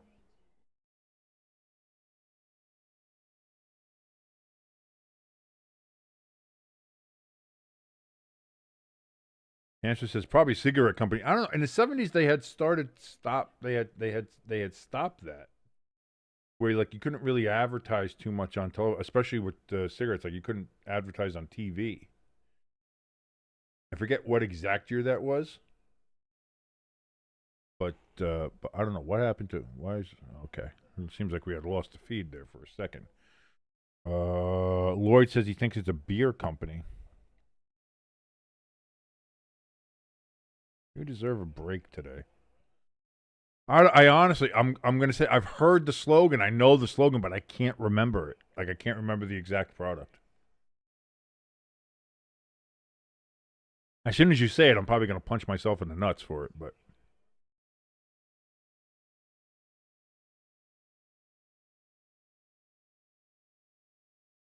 Hamster says, "Are you kidding? They still had cigarette ads when I was a kid. They had print ads. They had some print ads, but like in like Playboy and shit. But television ads, they did not have. They haven't had television ads in like fucking 50 years."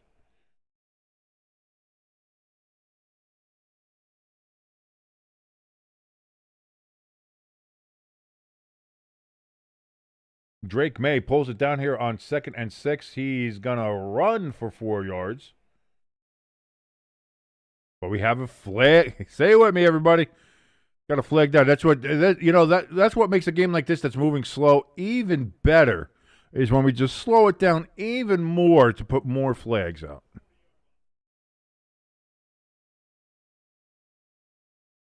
Personal foul on the Bills for hitting Drake May in the head with his helmet as he was sliding down. 15 yards from the end of the run. First down, Patriots. So it's now on the Buffalo 36-yard line.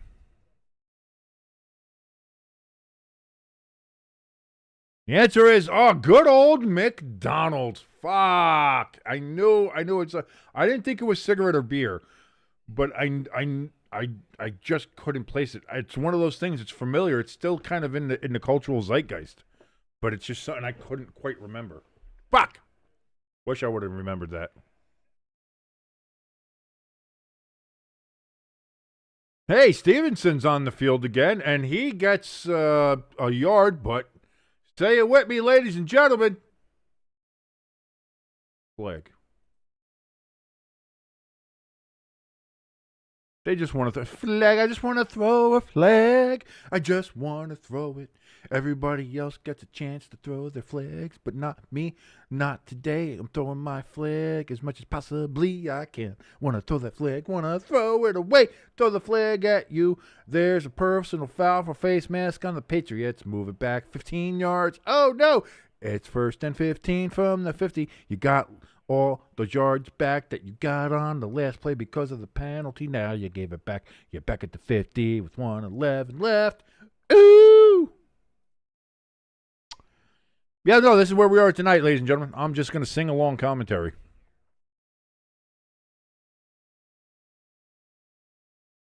Hamster saying every episode of the Beverly Hillbillies had to promote. Yeah, but again, the Beverly Hillbillies were from the 50s and 60s. That's when that's when you still had the ads that were like 9 out of 10 doctors preferred unfiltered Camel cigarettes. So 1st and 25, Drake May rolls out to his right, throws. They're going to say caught. Down at the 42-yard line. It's going to be 2nd and 16. Gain of 9 yards.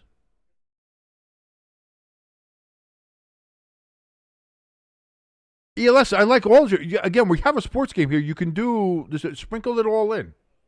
Sprinkle it all in. We can do sports trivia and we do generational trivia. It all works. That's why I like what you're doing there. You don't have to just go with one or the other. We can do a little sprinkling, doing a little spattering. You're doing a wonderful job, by the way, ELS. Thank you so very much for all that you're doing there in the chat. Drake May got all the time in the world to throw. Oh, and it's caught. The tight end climbed the ladder up there to get that ball. Holy shit. Hunter Henry. That's a name I haven't heard in a minute.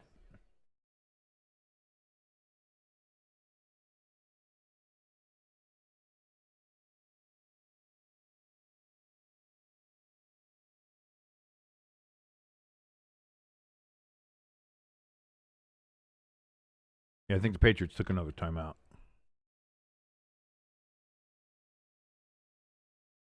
Oh, no, they didn't. Why is the clock stopped then? Oh, Buffalo took. Why did Buffalo take a timeout?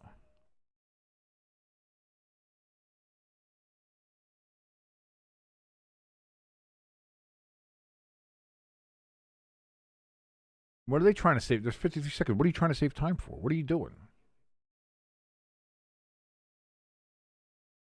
Hamster says, I was just saying that's what I still grew up watching, Sanford and Son. I love Sanford and Son, absolutely.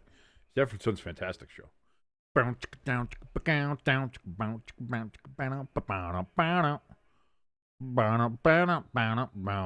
off to the right. And that's gonna be for a good 3 yards on the carry. Henderson. It's now 2nd and 7 from the Buffalo 16. Buffalo takes the second timeout. Down.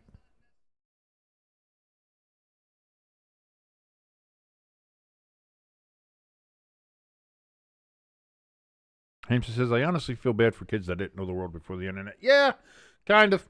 The 90s was the peak of human civilization. It's been all downhill since. You know, as a millennial and having grown up there in the 80s and 90s, you know, like honestly, once 9/11 happened, really, that's the world went to shit. And you know, having walked that out my window and everything else, not great. Drake May's going to pull it down here, and he's going to get a first down. It's going to be 1st and goal for the Patriots from the Buffalo 7-yard line.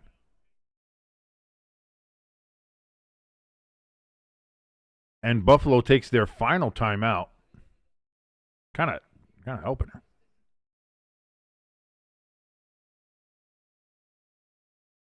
Lloyd is like, Hamster, what's Sanford and Son? Isn't that about some African American family? Lloyd, Jesus Christ. Come on, Lloyd. You're not. No, Lloyd, come on. Don't you do that to me, Lloyd. Don't you do that. They still run reruns on it everywhere. You can still find it on all the other. You can find it on like Cozy, like your channel 4.2 or whatever it is on your local stations there. Stop it.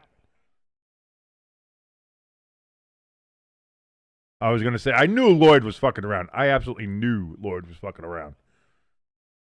2nd and goal.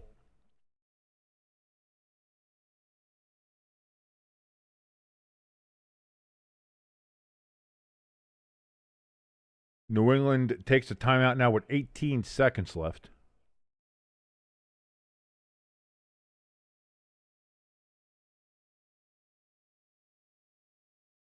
I know you're trying to troll him.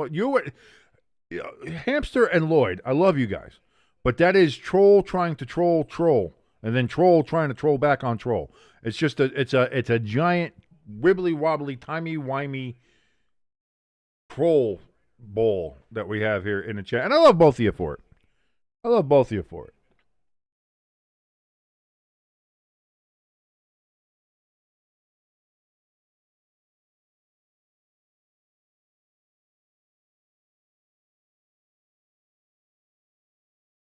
No, that's why. That's what makes Lloyd such an effective troll, because he says things that are. It's a little absurd, but it's not something that's absolutely absurd that you couldn't believe it. Drake Maye, he's escaping some pressure, rolls out to his left, throws towards the end zone, falls incomplete. 10 seconds remaining, 3rd and goal. I think the Patriots have time for another player. They do. They still have a timeout. It's 3rd and goal.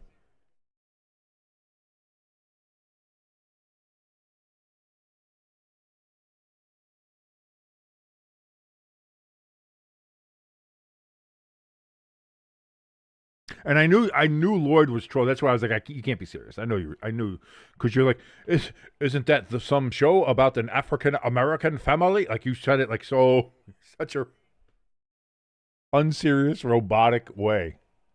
We've got flags, and they're going to say false start on the Patriots.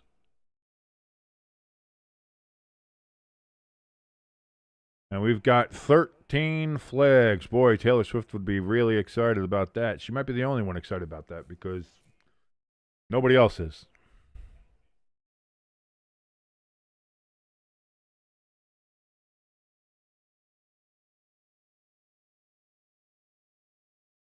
We have 13 total penalties, 13 total flags, 9 accepted penalties.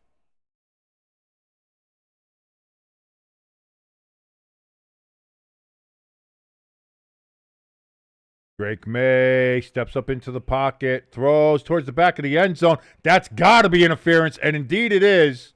In the end zone, that's going to put the ball at the 1 yard line with 4 seconds left. If you're the Patriots, do you go for it? Do you go for it? Do you go? I say go for it. You're the fucking Patriots. You got a chance.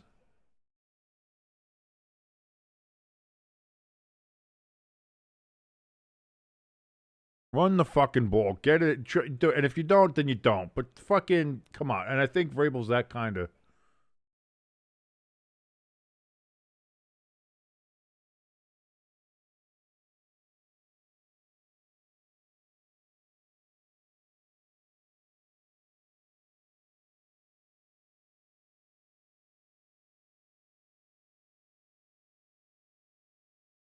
So here we go with 4 seconds left on the 1 yard line.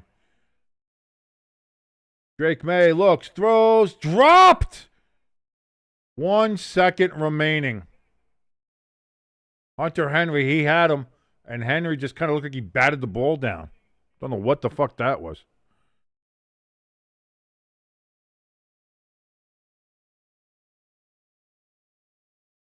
Oh, ELS. Yeah, no, ELS wouldn't remember the TGIF lineup on ABC. The Carol Burnett Show. God, yeah, I used to watch those reruns all the time. I used to love watching the old English shows on PBS where they'd have, like, Are You Being Served? Obviously, Benny Hill.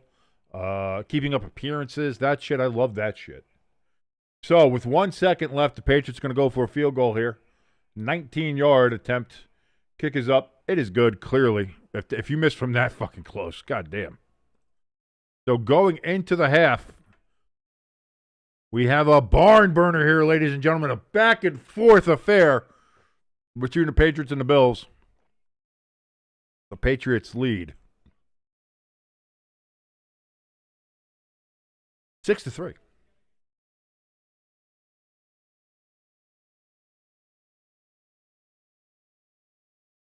This has been shit.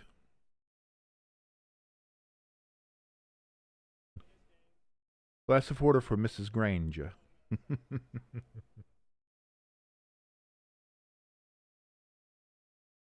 Mrs. Bucket Bouquet. Oh God, I could do for watching some old 70s British comedy right now over watching this game, because this game has been a comedy of errors. ELS hitting us here with some halftime trivia. Thank God we got something to talk about here. ELS has question number 5. A linebacker out of Notre Dame. Which player was part of the Boston Patriots from 1962 to 1968 until traded to Miami for the 1969 season? It's the only linebacker I fucking know from Miami of that time period. I'll say Nick Buoniconti. That because I used to also love watching Inside the NFL in the 80s and 90s.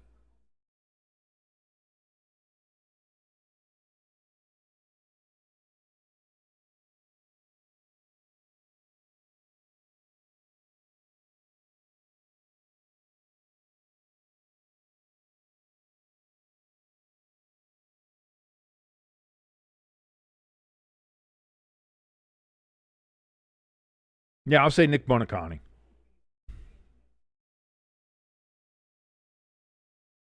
Lloyd says, you could tell I watched Are You Being Served. I think you could tell anybody and somehow with their humors and ways that they watched up with that.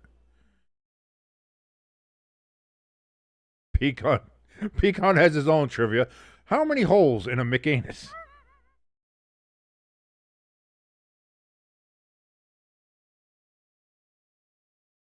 The answer for that, Pecan, is 2. 1 for business, 1 for pleasure.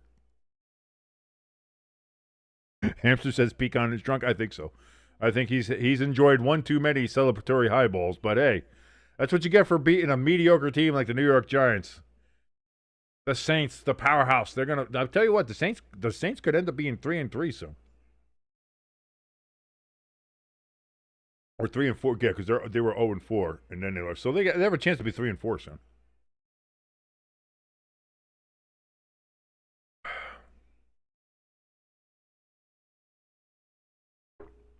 Oh, and the answer was Nick Buoniconti. That's good. Question 6. Oh, ELS doing rapid fire here during halftime. Who was the first 1,000-yard American Football League rusher that played for the Bills? And you're going to be tempted to say O.J. Simpson. It's probably not. Because he didn't play for them in the American Football League. He played for them after the merger. So I don't fucking know. I don't know who was on the AFL Bills. Like I said, I pulled Nick Buoniconti out of my ass, phrasing, because I knew him from inside the NFL. But and I knew he was on the Dolphins.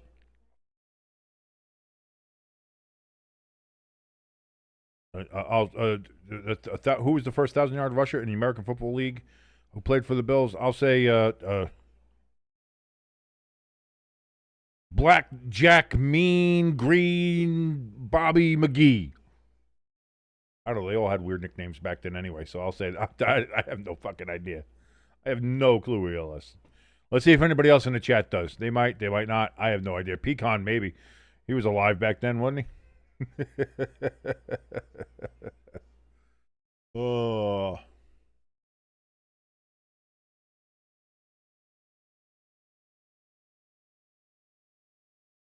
What a game. That Buccaneers Seahawks game. What a fucking classic that was. Cookie Gilchrist. See, that's right. It had to be a fucking goofy ass name. Cookie Gilchrist. There we go. Hey, Cookie. Cookie didn't fumble and he didn't crumble. He just rumbled for yards. Oh, this is where we are in a 6-3 game on Sunday night. Ah.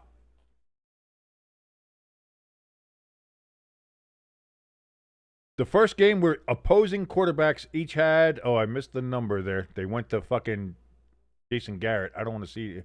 Okay, each quarterback had 325 or more passing yards and an 80+ percentage pass completion. Jesus Christ. Like I said, what a game. Sam Darnold played an absolute classic of a game, as did Baker Mayfield. And again, like we're looking at a case where Baker Mayfield's going to be up for. He's going to be talked about for being MVP.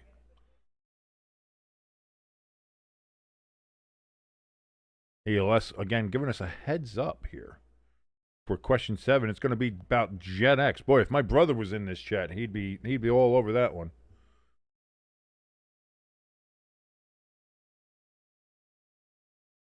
Brother Russell, born in 1969. Nice. He's definitely Gen X.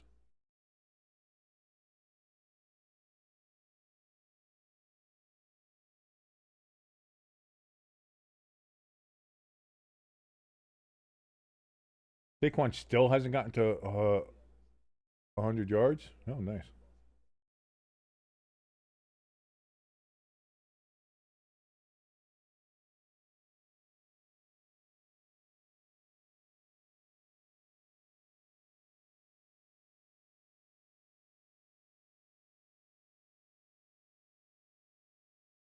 Checking on Twitter here. Let's see what we got going on. Anything else going on?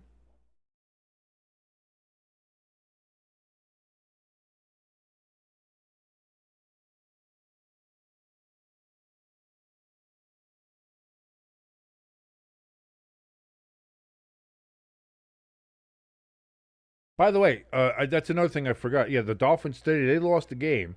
They let the Panthers come back. They were leading that game 17-0. They were leading that game 17-0 and lost. So Mike McDaniel's probably going to get fired soon. It feels like that.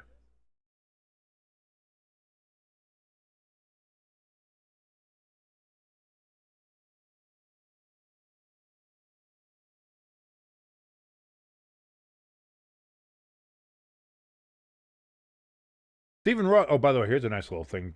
Stephen Ross has became majority owner of the Dolphins in 2009, and since then, the Dolphins, in some way, shape, or form, have had these people participate in the franchise: Bill Parcells, Jeff Ireland, Dennis Hickey, Mike Tenenbaum, Chris Greer, Tony Sperano, Todd Bowles, Joe Philbin, Dan Campbell, Adam Gase, Brian Flores, Mike McDaniel, Chad Henne, Matt Moore, Ryan Tannehill, Jay Cutler, Ryan Fitzpatrick, and Tua Tagovailoa, but no playoff wins.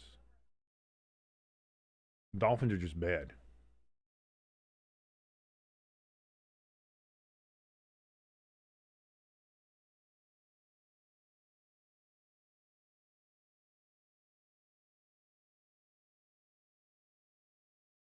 People starting to question the Chargers now. People saying that they're frauds.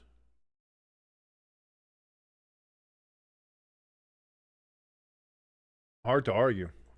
Hard to argue that. By the way, question 7 up in the chat. If you want to come join us in the chat, be part of the community, and come join us in the chat, answer some questions, have some fun, make fun of me, make fun of everybody, or don't make fun of everybody, or just share your opinion. Be a part of the fun. This is what we're here for. We're just here for fun, ladies and gentlemen.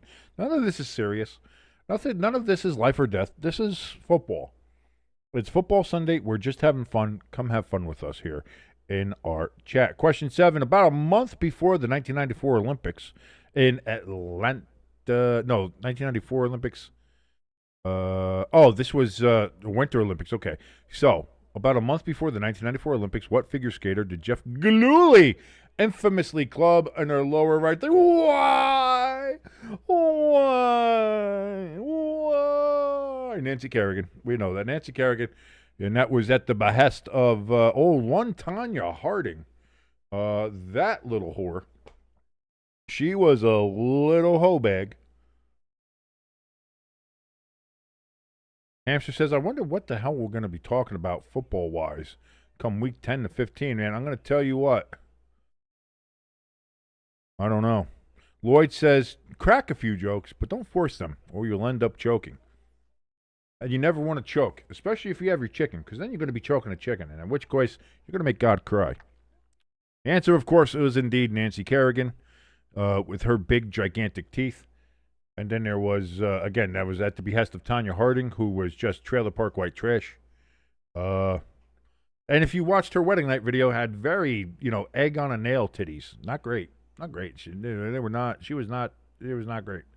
And she has not aged well either. So, wait, is she dead? I don't think so. Right? The fact that I don't know that, is Tanya Harding still alive?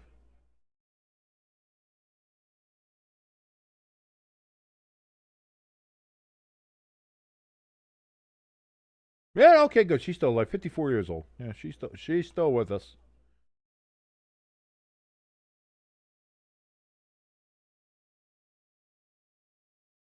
Yeah. She looks fucking terrible.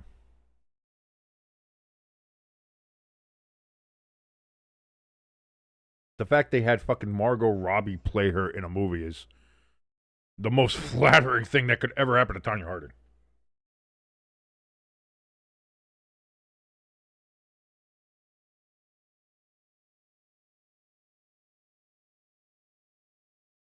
Hampshire says the Cowboys and the Eagles opening night was only just 31 days ago. 1 month ago.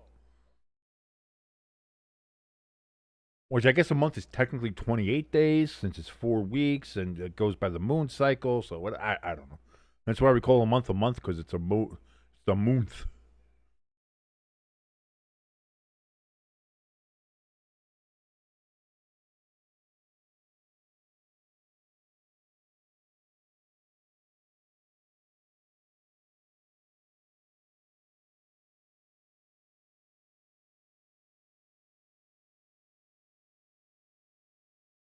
God, the Jets are bad.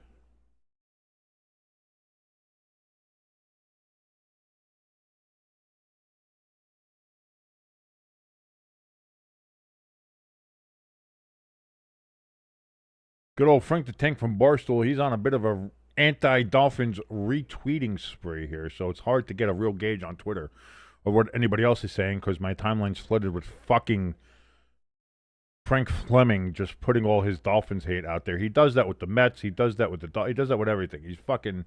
I love Frank. I've known Frank for 25 fucking years. Great guy, but God, he can be a lot to fucking deal with at times.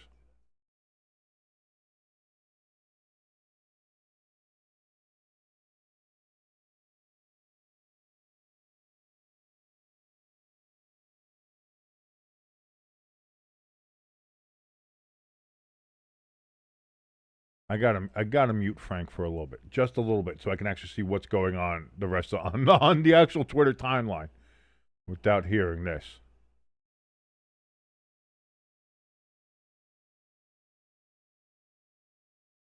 Seattle just hit another home run. They're up 2-0 against Detroit.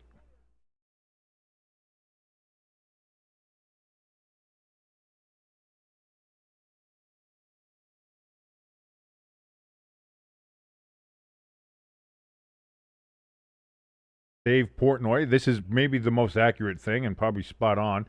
What an ugly ass half of football. Can't imagine Buffalo will play that bad in the second half. Hard to feel good with the way that half went, and that's I agree. Just watching that, whether you're a Bills fan, whether you're a Patriots fan, no matter who you're a fan of, that was just a fucking terrible half of football. Question 8. In the Bills' first 4 Super Bowls, which is 25, 26, 27, and 28, how many coin tosses did the Bills win? I actually have no idea. I'll say the same as many as Super Bowl. They didn't win one. I'll say they didn't win a single coin toss. Or was the coin toss the only thing they ever won in the Super Bowl?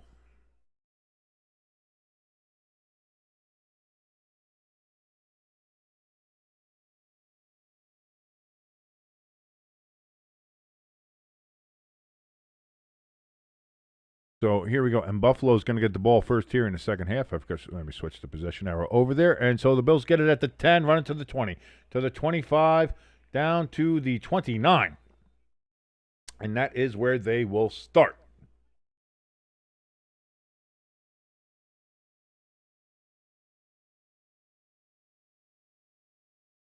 The answer was 2. Hey, look at Lloyd. Look at Lloyd with the fucking correct answer there. The Bills won the coin toss prior to Super Bowl 25, and then they won it again in 27. The first one, Pete Rozelle was the honorary captain, and the second one, O.J. Simpson. Whoops. Cook gets the carry here on 1st and 10. He's going to get about 6 yards. 2nd and 4 coming from the 35-yard line. That was a good get. That was a good, but hey, listen, go for the one in the middle. You have 4 options. They could have won 4. They could have won 0. You said, give me 2. Turned out to be the right one. Good job, Lloyd. So they won, lost, won, lost. Won the toss, lost the toss, won the toss, lost the toss.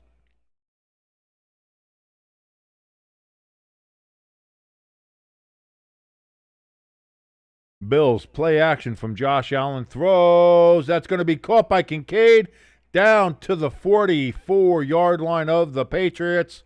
First down, Billy Boys.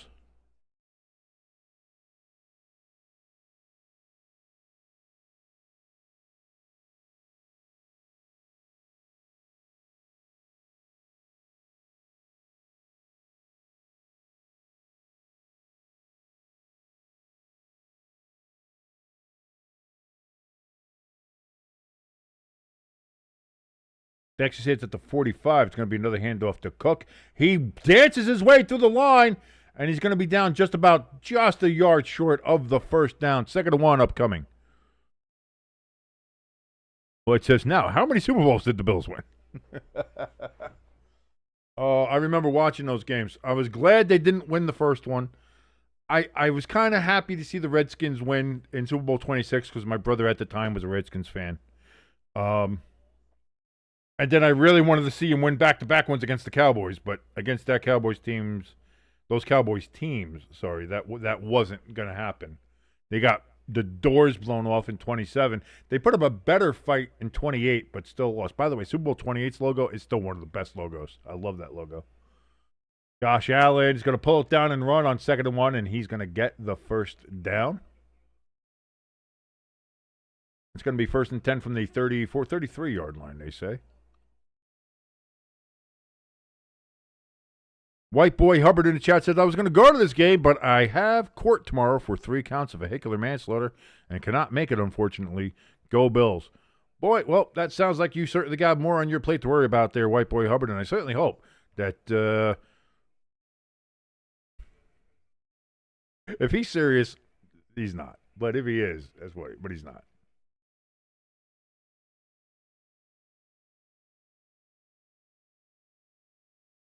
Listen, as long as they were pro-Palestinian protesters standing in the road, whoever you hit, I'm sure truly did deserve it. Don't stand in the road, people. I understand you have a political cause that you want to fight for, and this is America, and you have an absolute right to do that. But if you block traffic, traffic will block you. This has been a public service announcement from Stay Tuned Sports.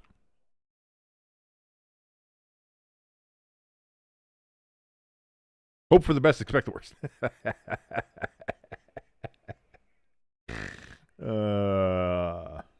Well, somebody moved. Somebody moved. And they're going to say it was the Patriots who moved, and that's going to make it a first down. Oh, no. That's going to make it 2nd and 4. I thought it was 2nd and 4 already. Never mind. Either way, we get to add to our flag count. Yay! 15 now on the game. Again, I think we're at like 11 or 12 accepted penalties. But we count all flags in this game. You throw the flag, it gets done there. But great to see White Boy Hubbard in the chat. Thank you for joining us here. Sans manslaughter charges. Glad that's not happening. That's going to be thrown and caught, and that's going to be a first down at the 21-yard line for the Buffalo Bulls here. Keon Coleman with the reception, and the Bills looking to get a touchdown on this opening drive.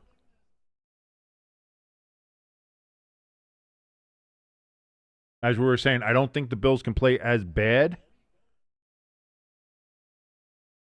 as they were in the first half. As Pecan says, if the glove don't fit, you must have quit. Considering it's a Bills game, that's a very good quote there, Pecan. Josh Allen on 1st and 10 throws towards the sideline. That's going to be caught. Dawson Knox, the other tight end for the Bills. I know he feels bad about being called the other. It's like being the other woman, the other tight end for the Bills. Dawson Knox gets a reception, and it's going to be 2nd and 3 from the Patriots' 14-yard line. If the car ain't dent, I'm innocent. That's what you got to say. That makes sense.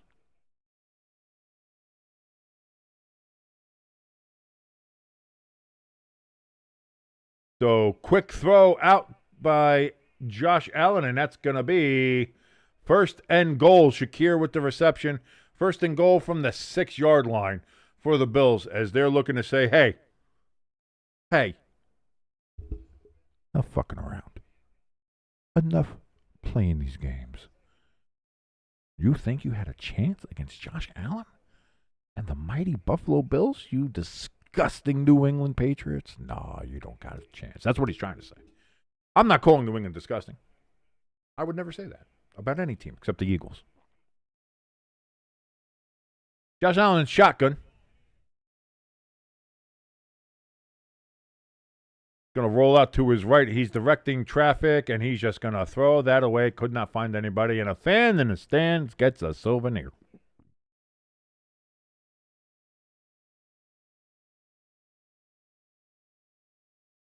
That guy caught a football, and then he's just fucking booking it.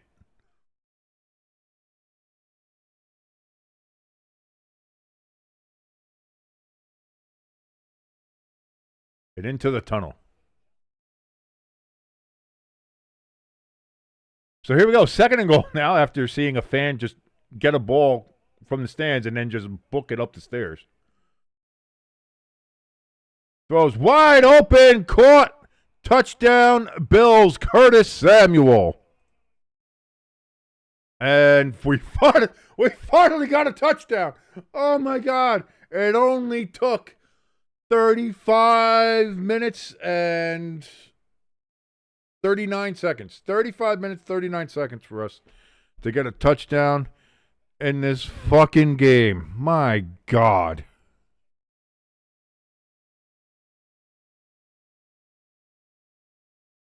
Oh.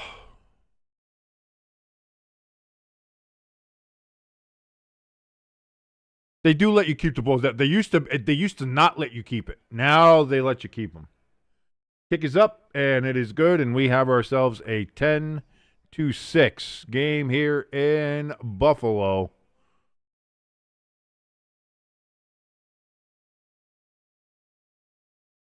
I think, yeah, somebody was telling him, like, take that ball. They might take it away if you get it up. I remember because players started throwing the balls in the stands as like celebration, and the NFL still had the rule like, no, you can't do that. You have to have the ball back. They would fine players for doing that. They stopped fining the players, and I think they let fans keep the balls out if it goes into the stands. So,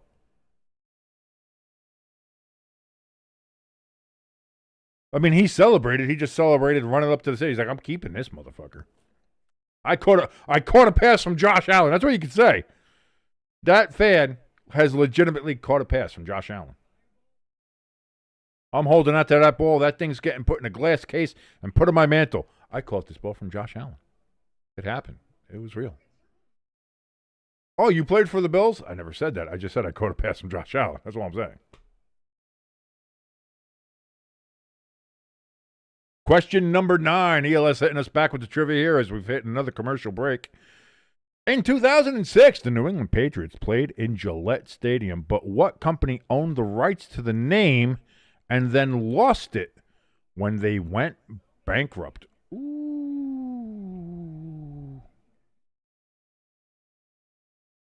No, they don't get fined. They used to, Ham, so they don't now. I don't think, no, because Enron had the field down in Houston. So I don't think it was Enron.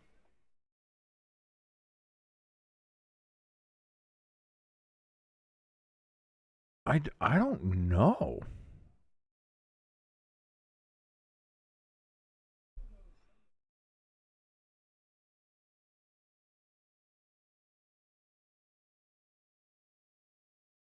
And not only that, Josh Allen wouldn't be fined for that anyway because that was just in the course of a play.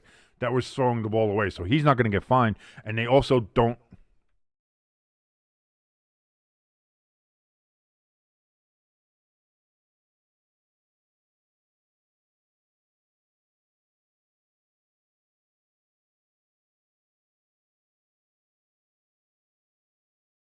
Answer is no. The NFL does not have a rule that requires fans anymore to return the ball that goes into the stands. Typically, the fans get to keep the ball. However, players are heavily. Oh, they're saying that fans get, if they do, fine or throw it into the crowd in celebration, but not during the course of a play.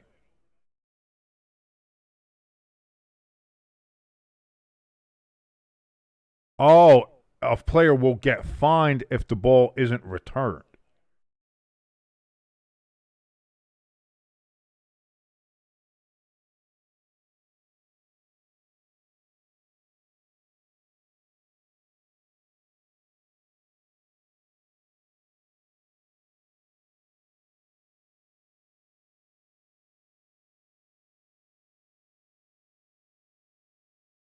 Stevenson gets the ball out to about the 25-26 yard line, and that is where New England will start off here. For the answer to play, I honestly don't know. I can't remember. I knew apparently that they did have there was going to be another one, but I can't remember what it is.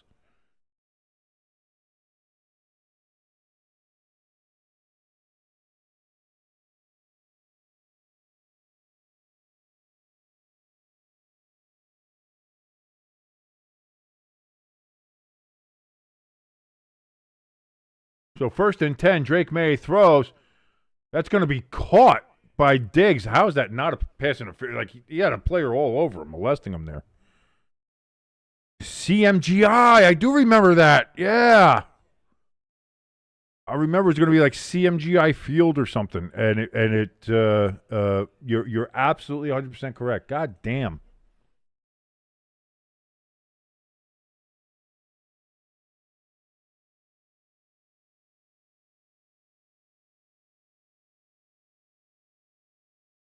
So here we go. 1st and 10 after the Diggs catch from the 42-yard line.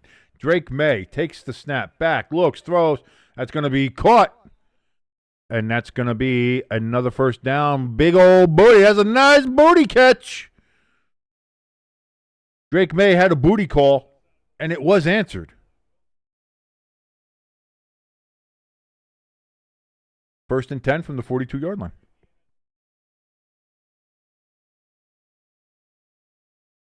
The footballs are not $2. They're like $150, Crafty.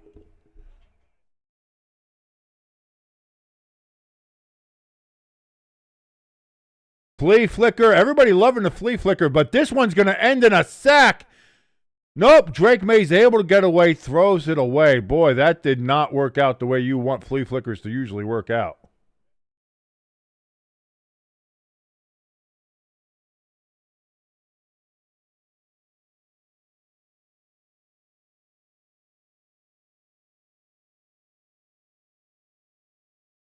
Illegal contact. There was a flag, and that's on the Bills.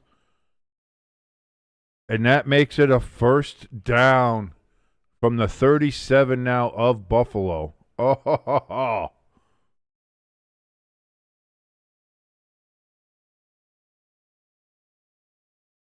Oh, the Bills got caught grabbing booty. You can't have illegal contact with the booty. Remember, that happened to Taylor Swift about 10 years ago, and she sued a motherfucker for it. No illegal touching or illegal contact of the booty. So now we got a handoff here.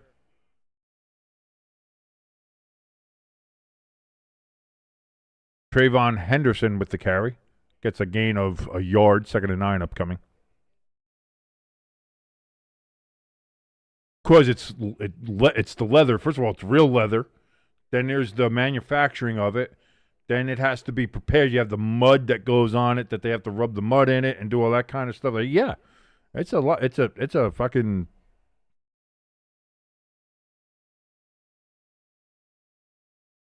Drake Maye rolls out to his right here on 2nd and 9. Throws. Caught by Diggs at the 4-yard line. First down and goal for the Patriots. They're going to say he's down at the 5. And first and goal for the Patriots. Holy shit. What a catch indeed, Crafty. What a catch indeed.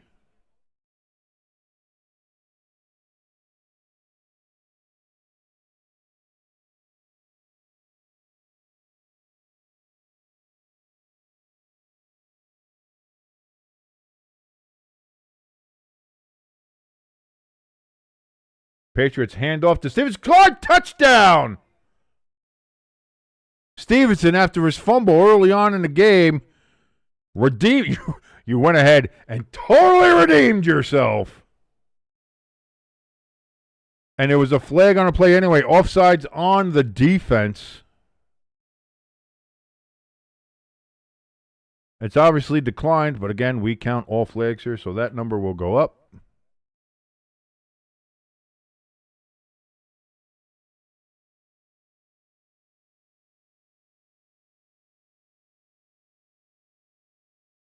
And now, after nothing but field goals in the first half, now we've got a touchdown for touchdown in the second half. Crafty in the chat says, we got ourselves a game, and did we do, Crafty? Extra point, upcoming, snap, hold, kick is up, and that is indeed good. And again, it's a 3-point lead now for the Patriots as they regain the lead 13-10. The New England Patriots lead the Buffalo Bills at home on Sunday Night Football, ladies and gentlemen. A little bit more excitement than we had in the first half. Lloyd says, these late flags got me all fucked up. Me too, man. We're already at 17 flags for the game. We're at 6:34 in the third quarter, and we have 17 fucking flags thrown in this game. Eat my ass, officials.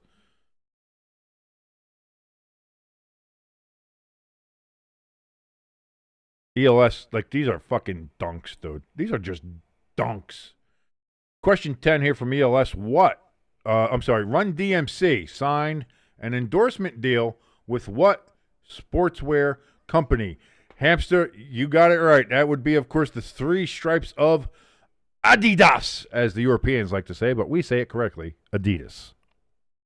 Lloyd with the answer. We all, I mean, this one is as much as a nothing but net swoosh, slam dunk from 3, whatever you want to call it.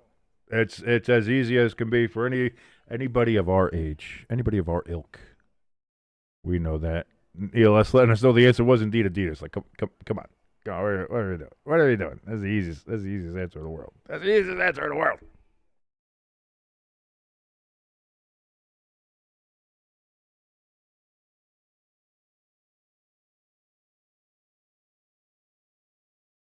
Love D. You gotta love Run DMC, man. Eli said, easy question for everyone. Yeah, we all kind of nailed that one. We all kind of nailed that one.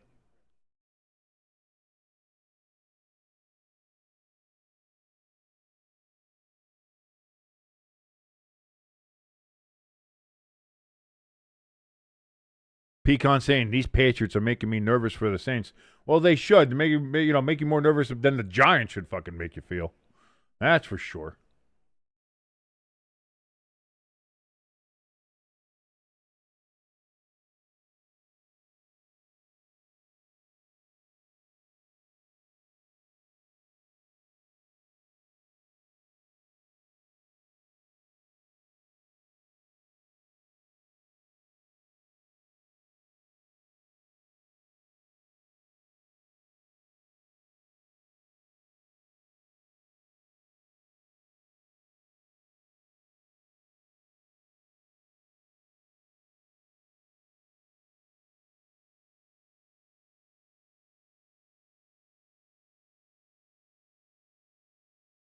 Ooh, there's Diggs just yelling and screaming on the sidelines, as he is known to do. Kickoff. Bills get at the 5, run it up to the 20, to the 25, to the 29 again, and that's where they're going to be stopped, and that's where they will start their drive again, looking to go ahead and get another touchdown on the board and retake the lead against the Patriots. Can the Patriots stop them? Can they hold them to a field goal and only a tie? Or will Buffalo go ahead and score here?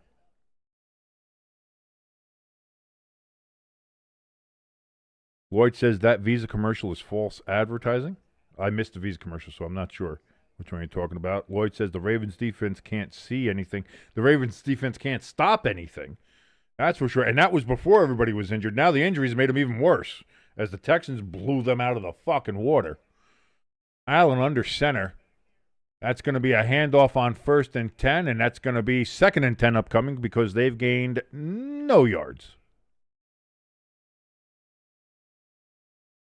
Ray Davis with the carry there.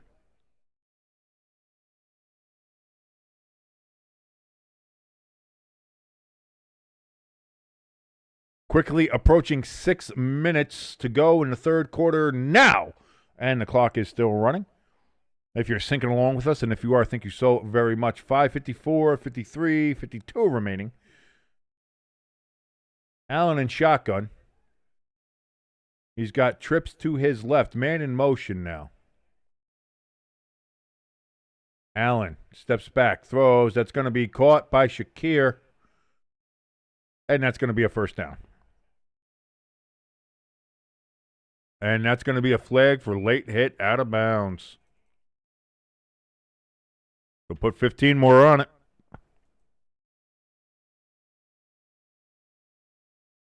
As we're up to 18.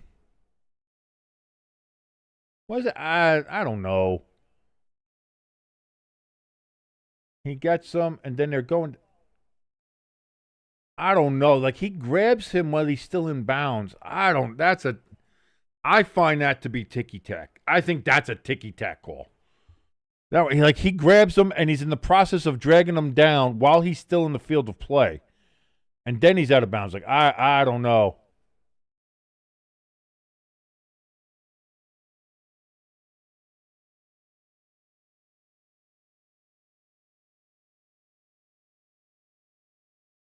I think that's a bad call. Either way, it's a free 15 there for the Bills, now from the 38-yard line of the Patriots.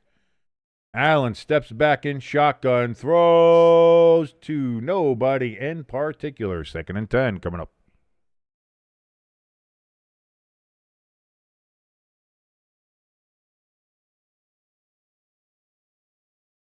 Shavers was the intended receiver. Shavers was the intended receiver. All of a sudden, I turned to Sean Connery. I like my martini circle, not stirred.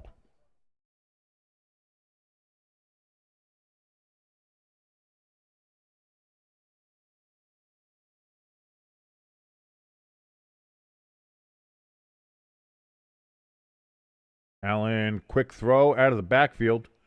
That's going to be Shakir gaining about 5 yards. So only 4 yards they're going to give him. 3rd and 6 now upcoming. for the Bills.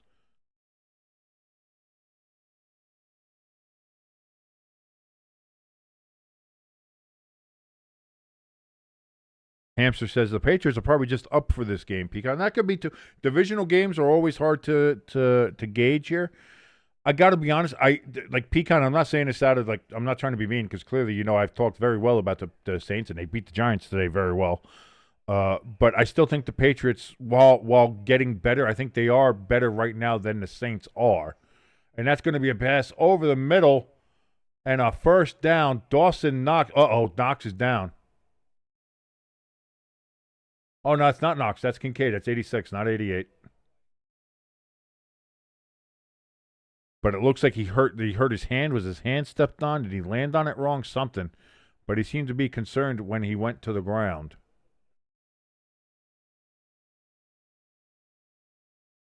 But anyway, 1st and 10 now from the New England 14.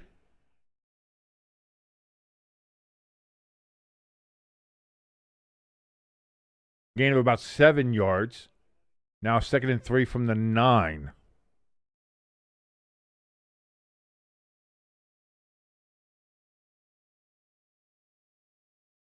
.338 and counting remaining here in the third quarter. Bills break the huddle. They step to the line. Trips to the right for Josh Allen.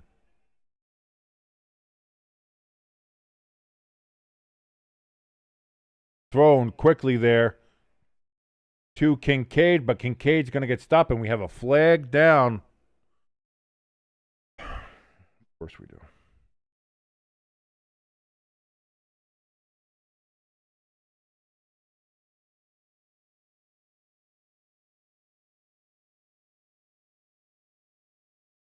Pass interference on Shakir. So that's a 10-yard penalty. That's going to push him back. 2nd and 13 now from the 19. The Bills have had 10 penalties against them in this game. 10 accepted penalties. We've had 19 thrown flags.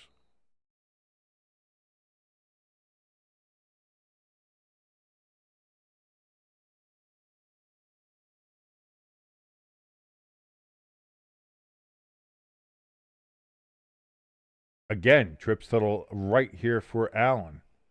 On 2nd and 13, he takes the snap. He's got all the time in the world to throw, and he's intercepted!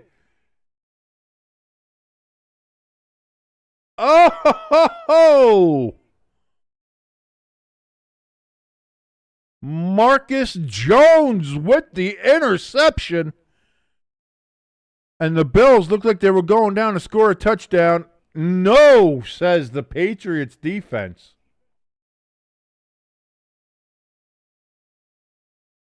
Whoo.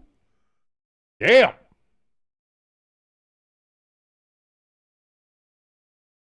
Patriots putting in the work here, especially on the defense. Again, that was looking like we were going to have a 17-13 game fairly soon. The Bills were on the 9-yard line. Then you got a pass interference against Shakir, and then you get interceptions. Pecan saying he smells an upset. That might just be the booze. That might be the highball in your glass, man. That might be what it is. ELS with question number 11 here. Which year did defensive end Bruce Smith miss a majority of games due to knee problems? Was it A, 1990, B, 1991, C, 1992, or D, 1993?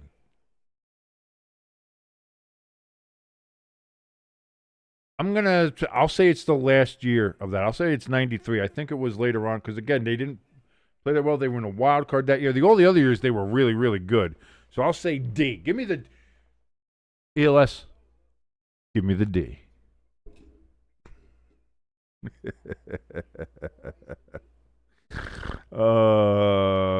Crafty in the chat says Allen had Haley Steinfeld on the brain there. Listen.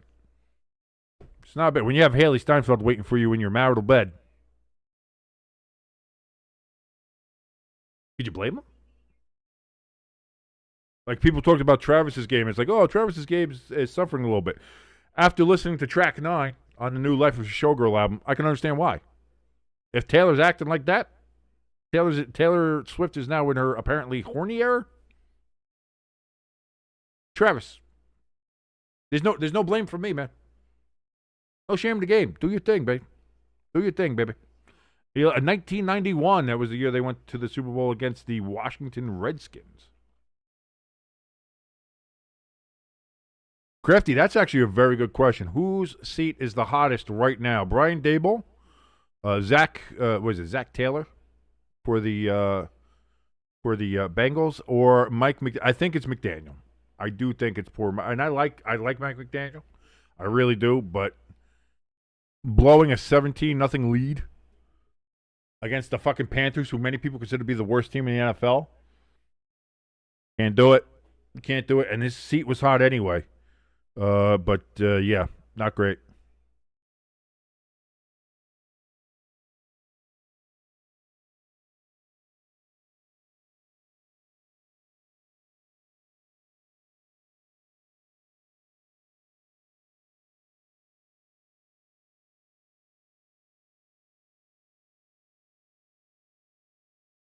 So here we go. 2nd and 9 after a 1-yard gain on first down. Drake Maye is going to look, throws to Stephon Diggs, who almost fumbles the ball away. So it's only going to be a gain of 2 yards. If he was able to hold on to it, he was going to turn upfield and gain a lot more yardage, but he lost the handle on the ball. So it's going to be 3rd and 7. Hamster says right now that Mike McDaniel's seat is hotter than Jackson Dart's mom. That's a pretty hot seat, baby. That is a pretty hot seat because Mrs. Dart is a MILF's MILF, man. Let me tell you that. Bills showing pressure. Delayed blitz throws. It's going to be caught.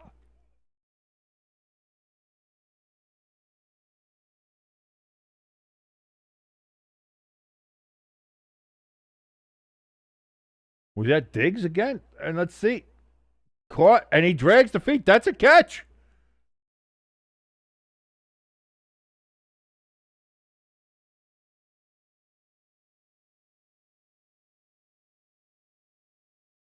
What don't you know about Crafty? That Mike McDaniel's seat is hot, or that Jackson Dart's mom is hotter? Because Jackson Dart's mom is pretty fucking hot. Thrown incomplete pass on 1st and 10. 2nd and 10. Coming up from the 23-yard line of New England. What a toe tap indeed, Crafty. What a toe tap indeed there. From Diggs has been playing one hell of a game tonight. 7 receptions for 93 yards already.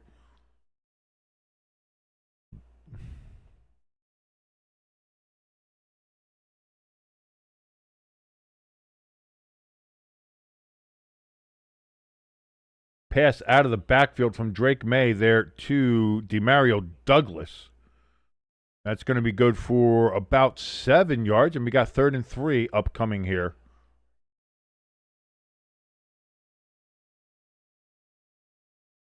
Pecan says, dang it, now I got to Google Jackson Dart's mom. Be back shortly.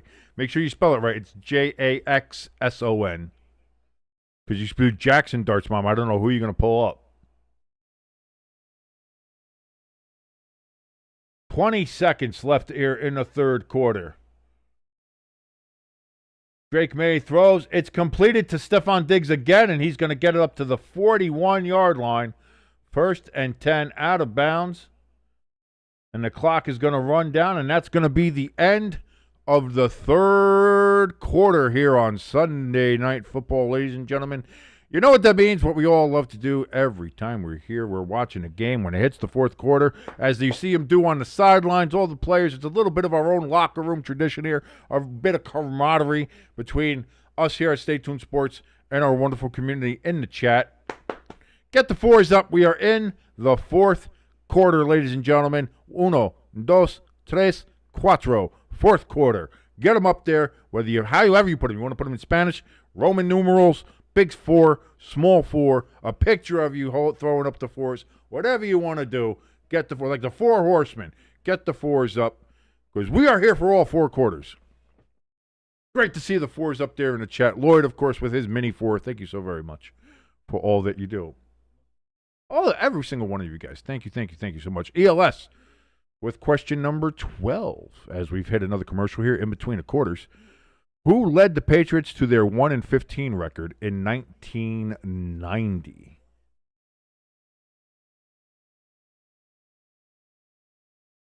Was that Tony Eason? Could be Tony Eason. Pecan says Cara Dart is indeed a 10. Told you. Told you, brother.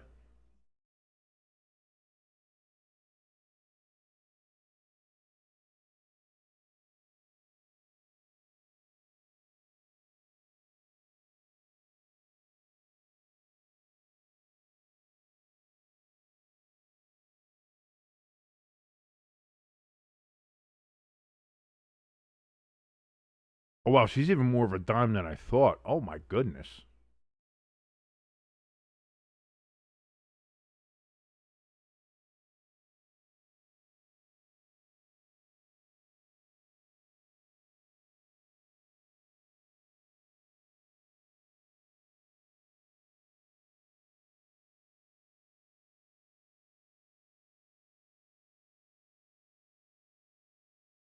Hold on, guys. Pause. I'm checking out my team's quarterback's mom.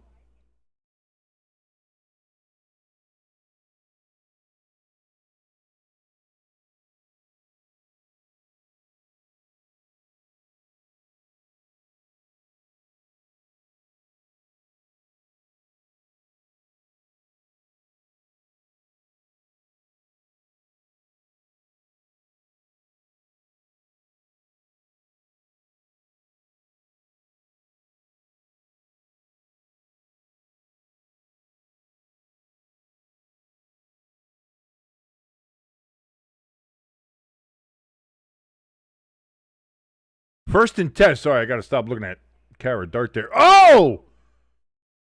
Down the field and caught after taking a vicious hit. Still holds on to the ball. Hunter Henry maintains possession, and it is now first and 10 from the Buffalo 35-yard line. Rod Rust? That sounds like a porn name.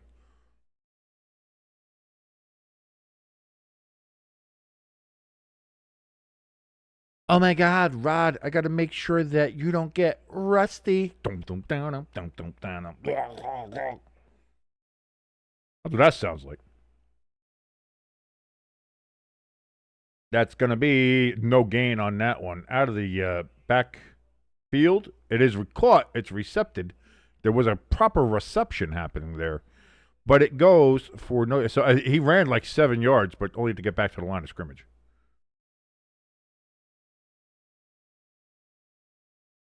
So 2nd and 10, still from, actually he lost, they said he lost a yard. 2nd and 11 from the 36.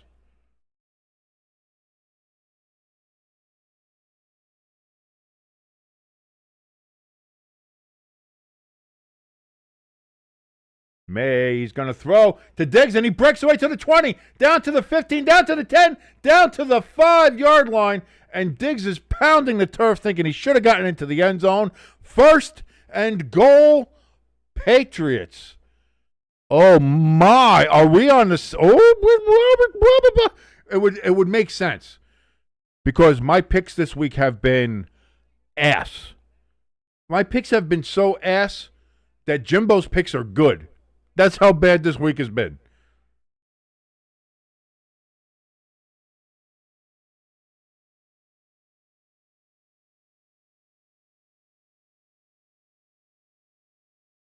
Drake Maye under center. That's going to be a handoff. Stevenson is going to get maybe half a yard.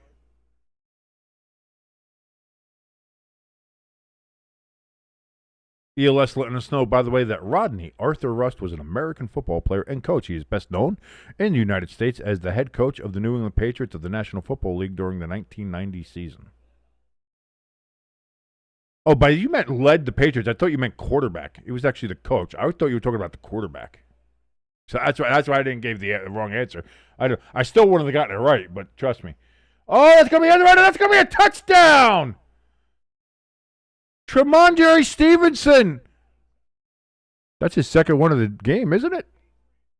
And now the Patriots, they're going to have a 2-possession lead on the Bills. What the fuck?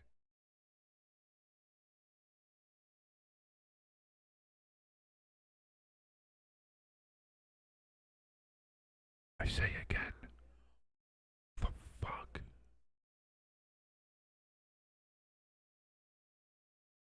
I have no idea what's going on right now. Pepper Jack, what is going on in the NFL? The Patriots have a 10-point lead on the Buffalo Bills, 20-10, with 12:10 left to go in the fourth quarter. It's a 2-possession game in the last quarter of play. It's the Patriots who are winning. Pepper Jack, I need answers. I'd ask the boys in here, but they don't know either. Nobody knows what's going on. Look at our picks this week. Like I was telling them, Jimbo's leading the picks. That's how fucking weird this week has been. Oh, can you hand me my soda? Very much. You want to make sure you're nowhere near the camera, all right? I love you, Pepper Jack. Thank you. Bills are getting flashbacks to the early Brady era.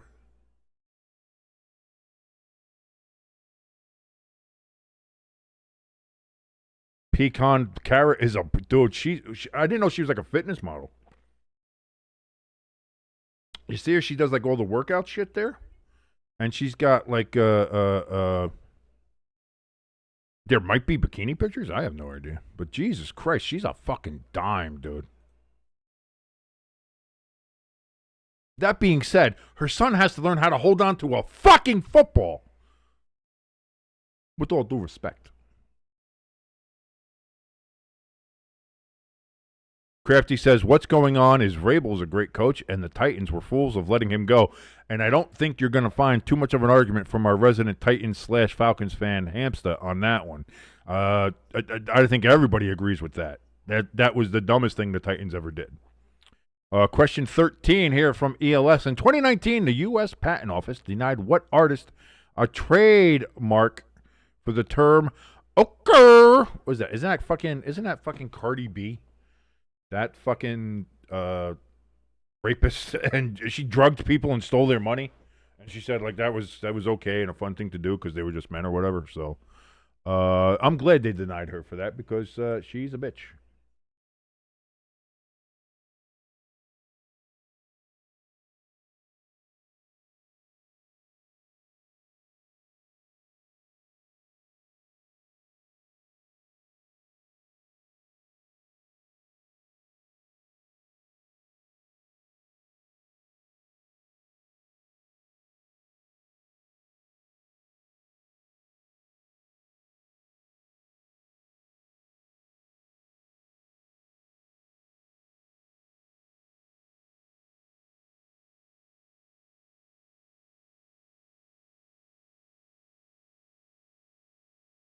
And this is going to be taken at the goal line. Buffalo returns it to the 20, to the 25, to the 26, and that is about as far as they are going.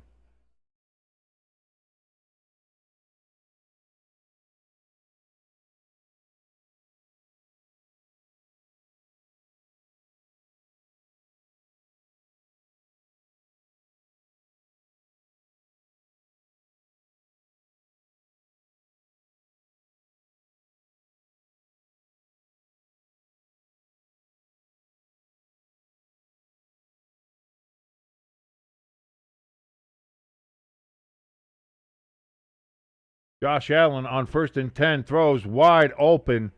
Kincaid gets the ball up to the 50-yard line. And Buffalo trying to be like, hey, this is what we're doing. The answer indeed was Cardi B, and Lloyd says that her music is awful, and he's not wrong on that either.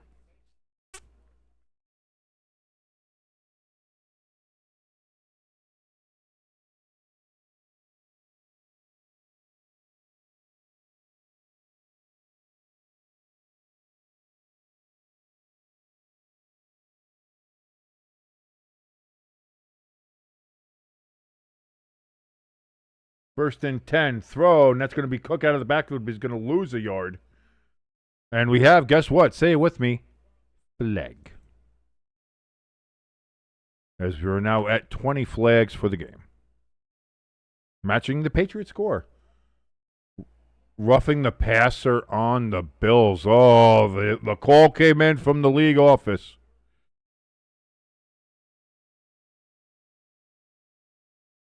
Lloyd, why are you bringing in the? Don't do that. Don't do that.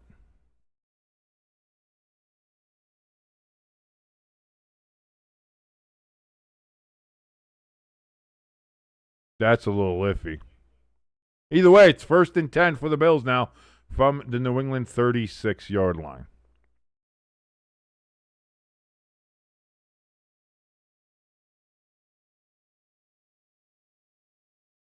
Oh, they're moving it to the other hash because that's where it was on what? Jesus Christ.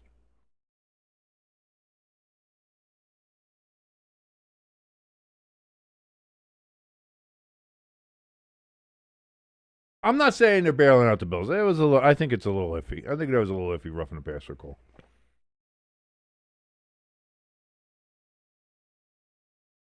Oh God, that's going to be a late hit.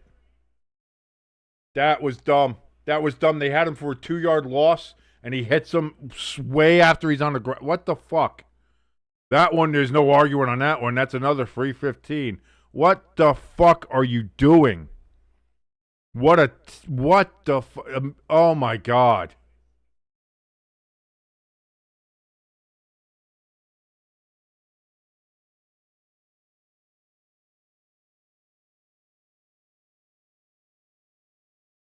Even the ref is laughing and shaking his head. That's Hockley. Like you can't what the fuck are you doing? I was going to say, what a great defensive play. That was going to be a loss of 2 or 3 yards. Had him down. He's done. And then he just comes in like he's already on the ground. He's been kneeling on the ground for 3 seconds. And just fucking what the fuck are you doing?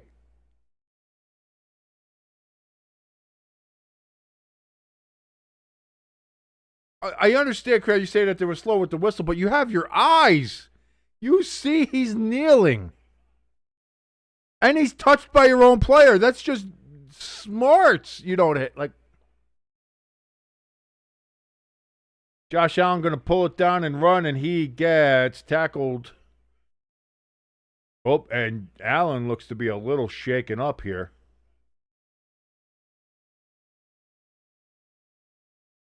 Second and 7 upcoming. After a 3-yard scramble there. My God.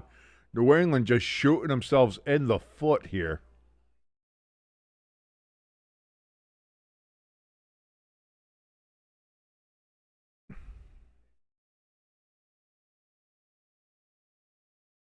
Lloyd says Patriots playing a different game.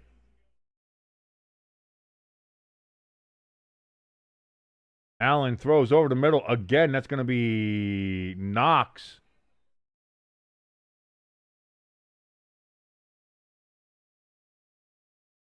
And that's going to be a first down for the Bills at the Patriots' 14-yard line.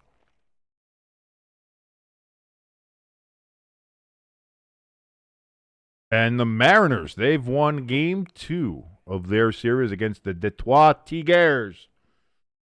So what's that? Is that 2? That's 2 up Seattle? So both Toronto and Seattle up 2-0 in their series?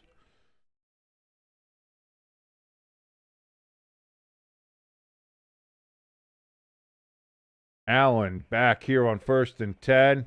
He's going to pull it down and run, and he's going to get it to the 6. 2nd and 2 upcoming.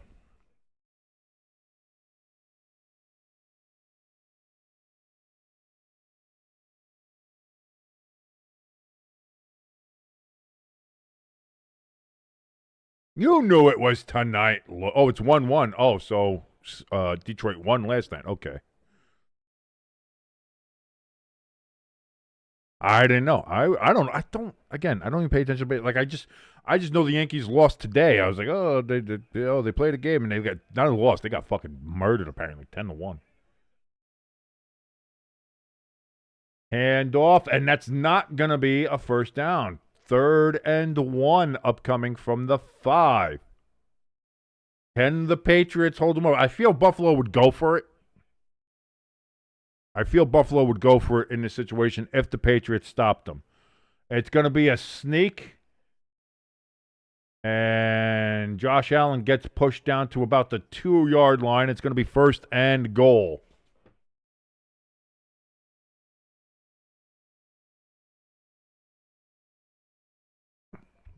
Boy, the Seattle Mariners versus the Toronto Blue Jays. That'll pull in numbers for the ALCS.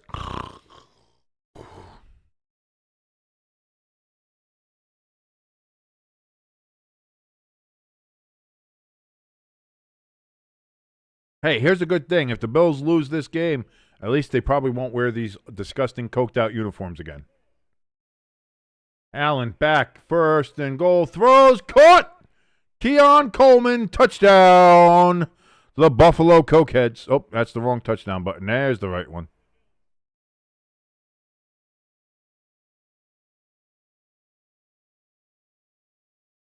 And again, the Patriots helped the fucking Bills out more than the Bills did with those just dumb. I mean, again, the roughing the passer you can argue about. It was a little rough, but you can argue about it. But that second one where, just the absolute dumbest fucking play. On a play where you got a loss of 3 yards, and then just while he's down, hold off on him. Extra point is up, and it is good.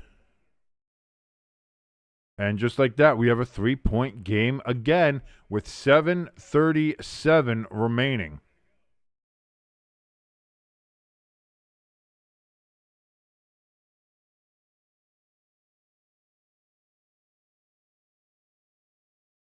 Lloyd saying ELS is just salty that Detroit is being really good. What does he care? The Brewers are in their own.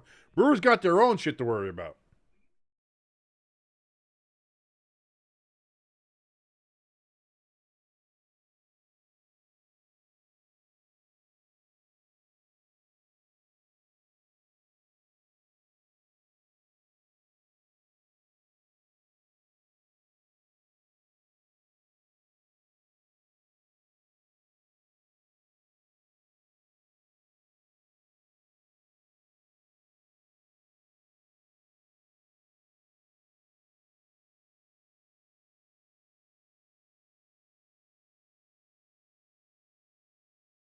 What did they have the Cubs and Brewers skip today? Why'd they skip a game and the other games didn't? That's weird.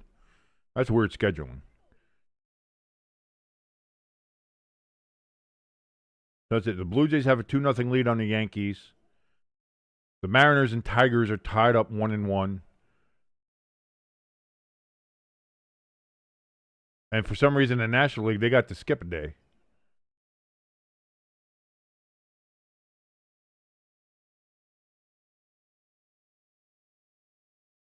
Question 14. Who was the 1996 U.S.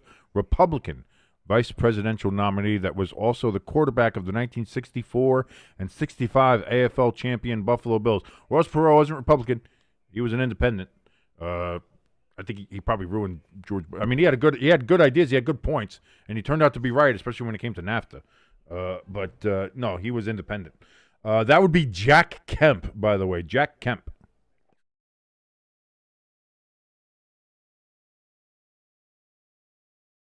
My brother voted for Ross Perot back in 94. What was that, 94?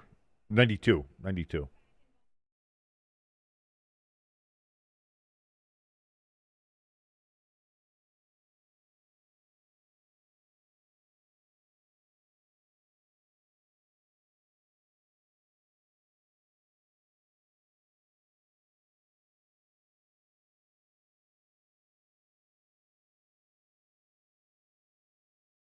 That is some kind of super. Imagine your water breaking. Hey, we're going to deliver a baby, but I'm going to stay home for a second because I got to watch the end of this Bills game. That's fucking. That's some severe dedication. Hamster said, I was just saying some random old person, LOL.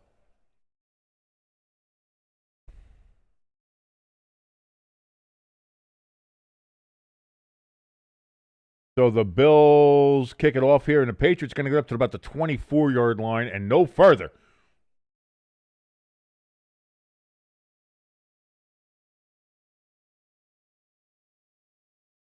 That baby looks drunk. Hey, Mama, why you take so much Tylenol when I was in the belly? Oh, I'm going to hell. We love everybody here. Thank you so much for joining us here at Stay Tuned Sports. My name is King. I certainly hope that you enjoy watching us here. And if you do, please hit that like, hit that share button. And if you haven't already, please hit the subscribe button. Join us in the chat. Join the community as we got trivia, we've got jokes, we've got fun, we've got laughs. We've got probably a little gas as well. Drake Maye is going to throw, completes it to Stevenson, and that's going to be a gain of about 6 yards. They're going to say 5. I thought it was 6, and indeed they do change it. It is 6 yards. 2nd and 4 coming up from the 30. I got to crack my neck.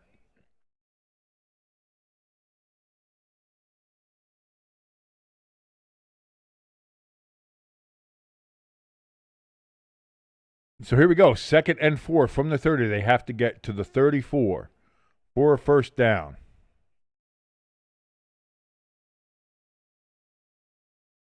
Hand off to Henderson, and that's going to be real close to a first down. That might be just an inch short.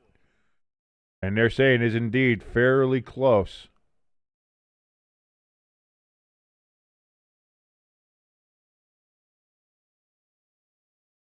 So 3rd and literally like 4 inches. Coming up here for the Patriots. Drake Maye, he's going to sneak. We got flags down. No, looks like this is going to be offsides.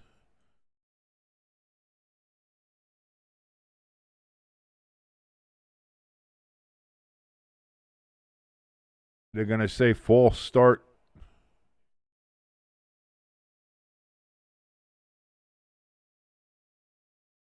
So that goes from 3rd and inches to now 3rd and 6. That's how do you call that? They call that, but they won't call the fucking Eagles on the tush push move. Like, what the fuck? That guy farted, and they threw a flag.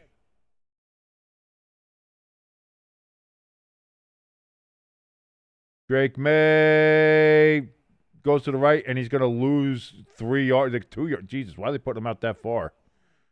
I think it was that bad. So 4th down now. After getting a first down, they would have had a first down, but because of the penalty, because the offensive lineman in a 3-point stance went like not even a flinch, not even a woo. It was a that's a from this to this.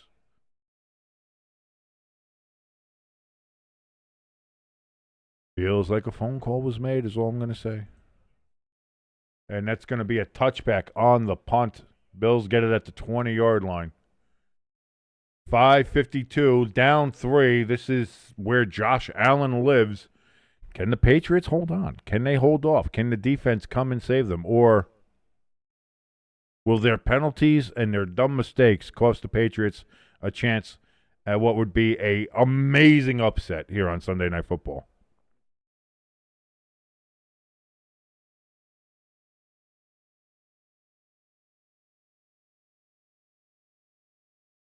Hamster rooting for the Buffalo Bulls. Why are you so big on Buffalo? Hamster, did you bet on them? I don't know.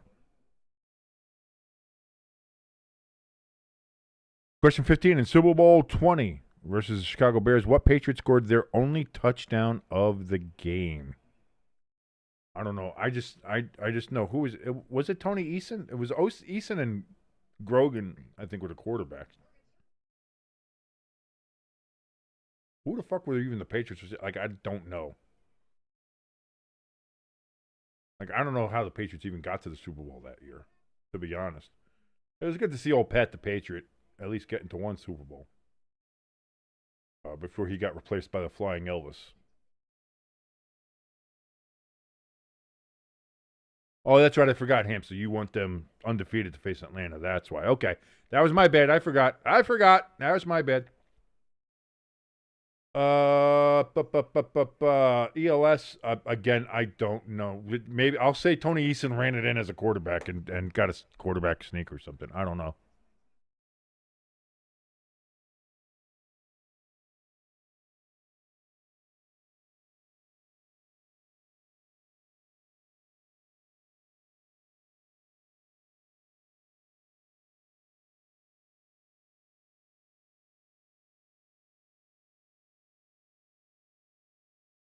Irving Fryer. Oh, I didn't know he was on the team then. I know Irving Fryer. Fuck. That's my bad. Didn't he play for somebody else? Didn't he? Chiefs and Lions next Sunday. That should be fun.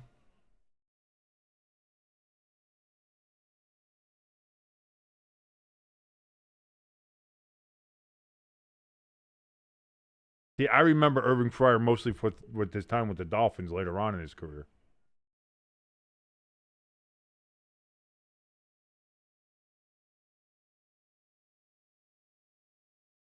Lions and Chiefs next Sunday should be fun.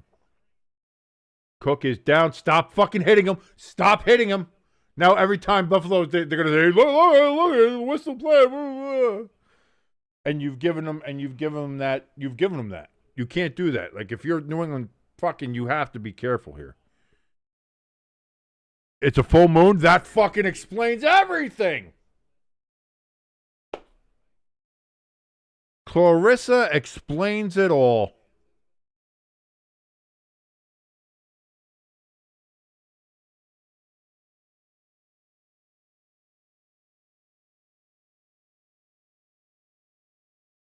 Second and 6. Josh Allen, boy, he's got all day back there. Now he finally gets flushed out to his left. Throws. Are they going to say he's in? We got a flag down. They're going to. It might be an interception, but there's a flag. There's a question of whether he's in.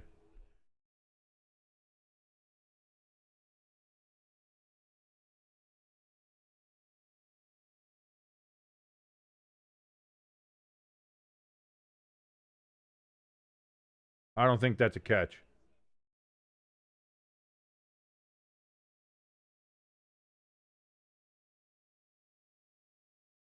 They're going to say pass interference on New England anyway, so it doesn't matter. It looks like it was it even part of the play?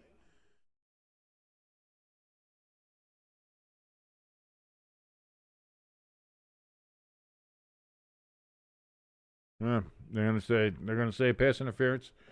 So, spot of the foul, first down from the Buffalo 43-yard line. 5:10 remaining. He pushed him out of bounds. Can't do that. I don't know what. I don't know what some of these Patriots players are thinking.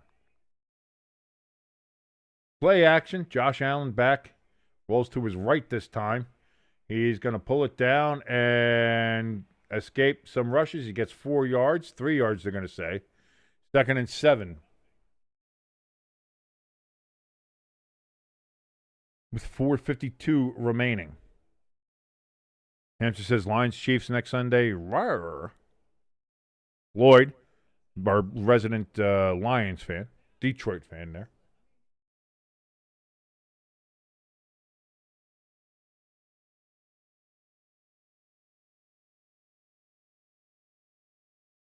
Can't believe it's already been, what, has it been 4 years? 3 years? It's been 3 years since they had that opening game. Josh Allen throws, incomplete. He was getting pressured on that play. Incomplete, 3rd and 6. Upcoming here. Lloyd says the Lions and Bills in the Super Bowl. That was what I think everybody was rooting for that last year. And then the Lions shit the bed against the Redskins. And the Bills build in the AFC Championship game.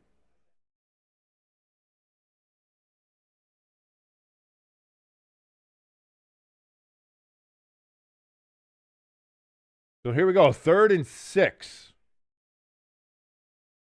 They have to get to the New England 47. Josh Allen throws, and that is going to be caught by Keon Coleman. Contested catch, and he comes down with it. 1st and 10. They needed to get to the 47. They got to the 40. 1st and 10, Buffalo. It was the 23 opener, right? That's what I mean. 3 seasons, yeah. 3 seasons ago. That's what, when I say 3 seasons ago, 3 years, 3 seasons ago, yeah.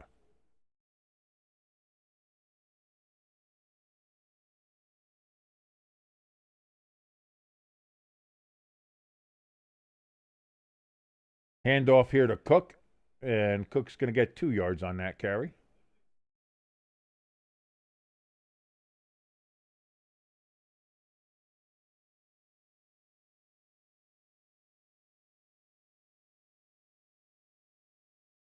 But he got 2 yards instead. He only got 1. 2nd and 9 is the official mark.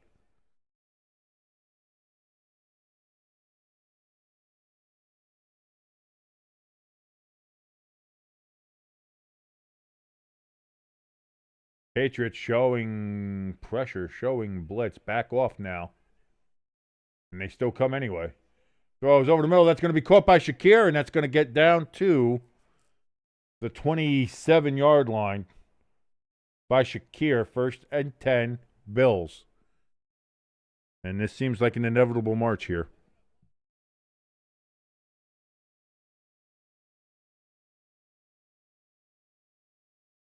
Hamster said because he had made a typo. He said the 03 opener instead of 23 opener. He says, well, 2003 still seems like yesterday, so I get it. I get it. Again, I still think about like 1997, 1998, and I'm like, oh, yeah, that just, nope, that didn't just happen. That's almost 30 years ago now. When you know you're old, that's when you know death is coming for you. Shakir drops the ball. They're going to say incomplete. It looks like he might have made a football move. I'm just saying. Anyway, 2nd and 10 coming up now from New England's 28-yard line. The Bills looking to go ahead and take the lead. They're in field goal range clearly at this point.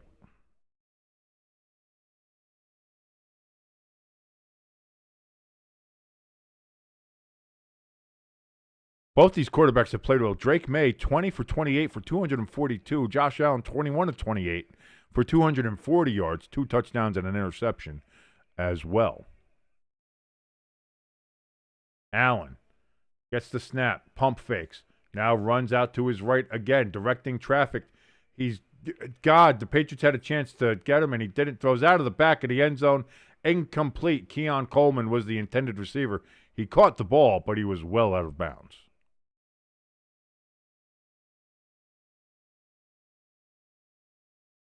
Here we go, 3rd down.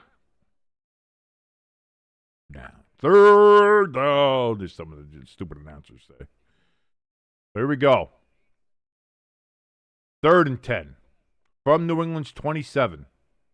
2 minutes, and so I got to wait to see the clock coming up here. Well, I mean, it's an incomplete pass, so it's 2:31? 2:31. Allen runs out to his right. He's getting pinched off. Throws incomplete. Great defensive play. Shakir is looking for a flag. Not getting one that time. Josh Allen's bitching and moaning. He's crying. But he doesn't get the call, and the Patriots defense holds up, and it looks like the Bills will settle for a field goal to tie the game. Great play for the Bills.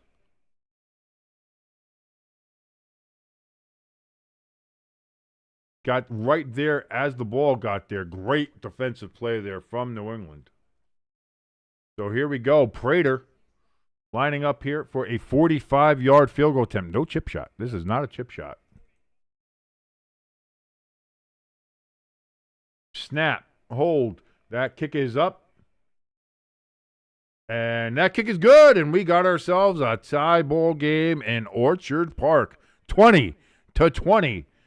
But with 2:17 left, the Patriots have the ball. Both teams have all 3 timeouts. Buckle up, ladies and gentlemen. Buckle up. Could we be facing another overtime? No.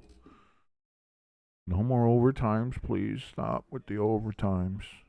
Pecan says, no overtime. Hamster says, yay, overtime.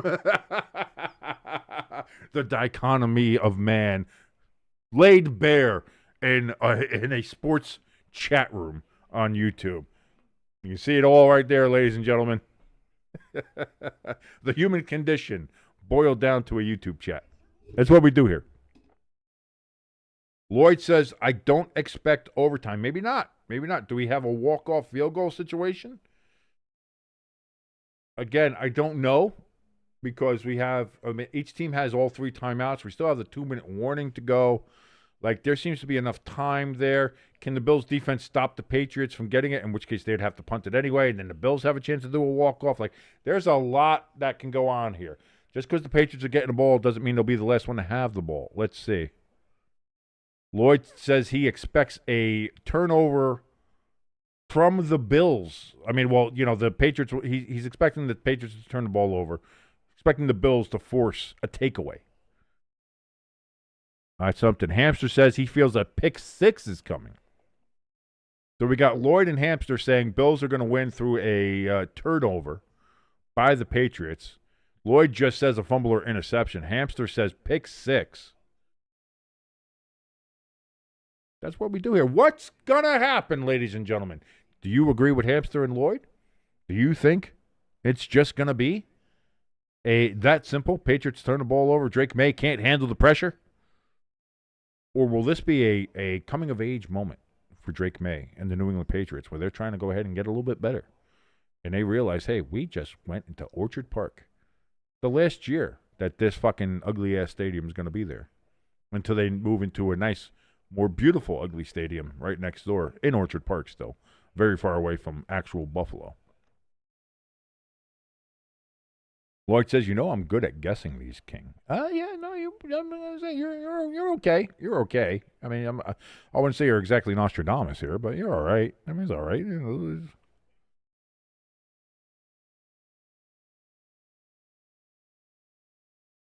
So here we go. Bill's getting ready to kick off. Ugh, doing a yawn here. We're at 11:15 Eastern time. From the 6, Patriots to the 20, to the 25, to the 29, and that's where they will start.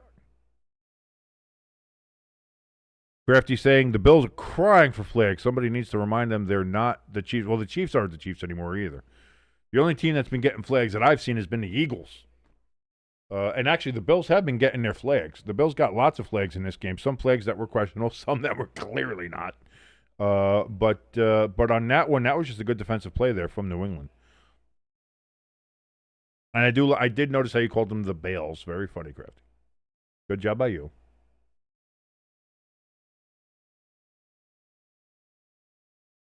Maye in shotgun. He's getting rushed.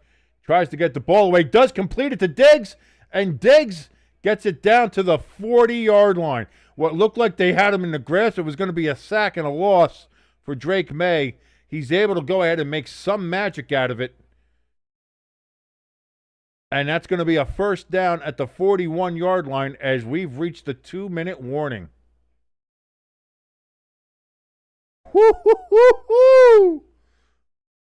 Maybe that right there, that might tell you maybe this isn't going to go that way. Maybe this is the moment the Patriots grow up a little bit. Their first steps out of the Brady Belichick shadow.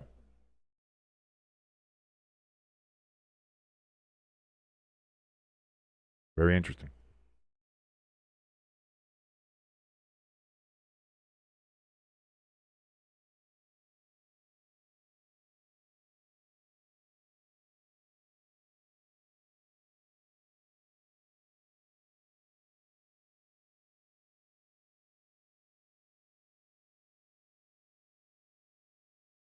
Crafty in the chat saying Maye channeled his inner Allen there. Yeah, that was in the grass, going to the ground, chucks that ball. Stephon Diggs with the great fingertip catches, and then that's it. Get the first down. Keep the ball moving. That could have been really bad. It could have been a sack, massive loss of yards. Could have been a turnover. It could have been a fumble. It could have been an interception. It could have been anything. And instead, it's a first down for the Patriots. And now here they go. Again, both teams still have all 3 timeouts. We are at the 2-minute warning. So we got 2 minutes left to go. 6 possible time stoppages here. Squeaky bum time if you're a Bills fan.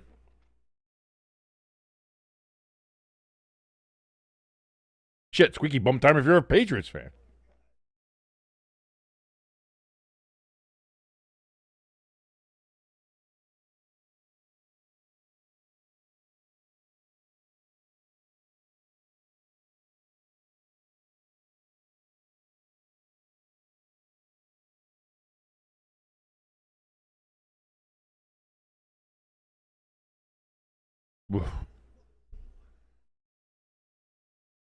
Zoe Saldana still a dime.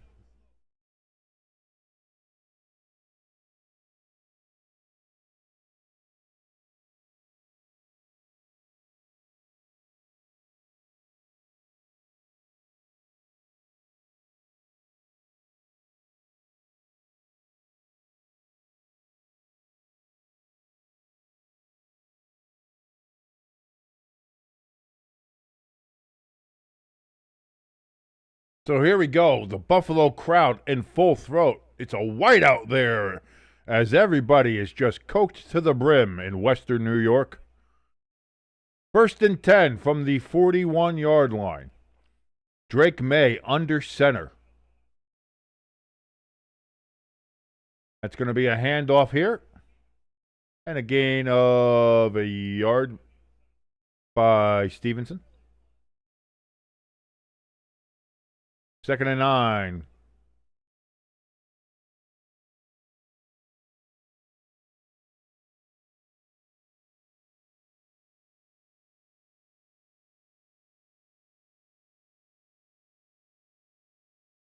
Here we go. 2nd and 9.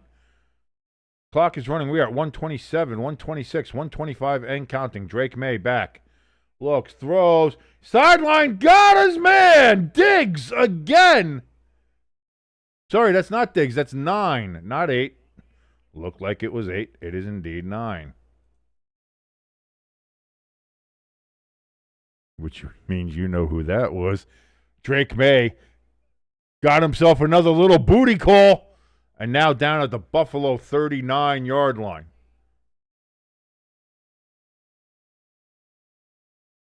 So Buffalo now takes their first timeout, stops the clock with 1:18 remaining as they are going to try to now preserve some time as the Patriots are in field goal range. Kind of. It'd be a long-ass field goal. You're talking about 50 plus. You're about 56-yard field goal, 56, 57, somewhere around there. Hamster saying that's probably game. I don't think so, Hamster. You got to give him. You got to give. I'm giving Buffalo a lot more credit. There's still lots of time left here. Drake Maye looks like he might be changing the play, calling out protections.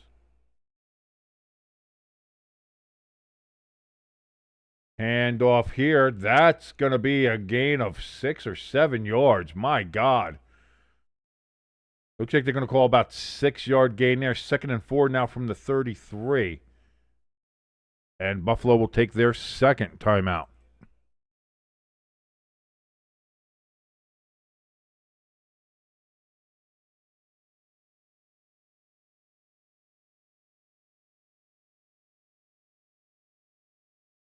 $1:13 remaining on the clock. They're going to call 2nd and 5. I thought he originally got 7 on the play. They're saying he only got 5. They marked him 2 yards shorter than where he was. I don't know about that one, but whatever.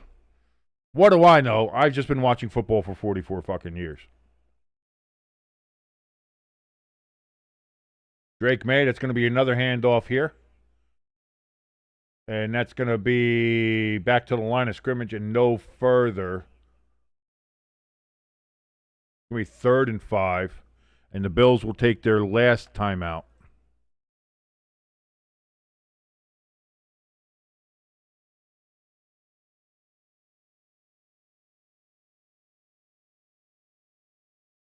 20-20. The Patriots at the 33-yard line. They gave him a yard on that one? Again, what I see with my eyes does not match what they put on the screen, so I have no idea.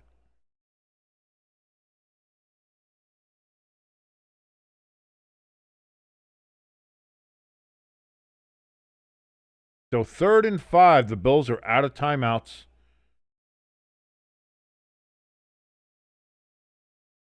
Drake Maye, he's going to he gets away from the sack again. He's going to pull the ball down and gets back to the line of scrimmage.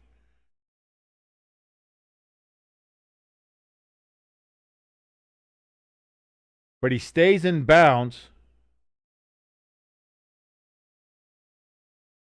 And that's the thing that gets to milk the clock. So the Patriots, in full clock-sucking mode here, they're going to be able to get that clock down to where are we going to be? About 20 seconds. They're probably going to take a timeout and then get ready for this field goal.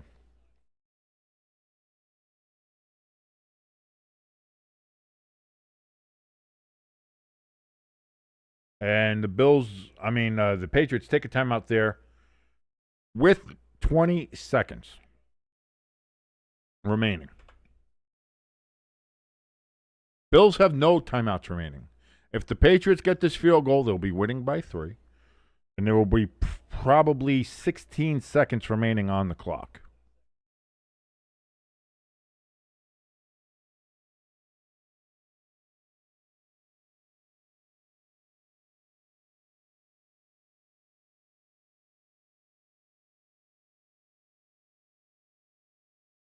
So here we go. Buffalo doesn't have a timeout, so they can't ice the kicker. Borregales, either way, he's got a 52-yard attempt. From the right hash, the snap, the hold, the kick is up. That is as true as you're ever going to see, and it is good. And the Patriots, with 15 seconds remaining, Buffalo with no timeouts, have the lead. That was as true as a kick as you're ever going to see.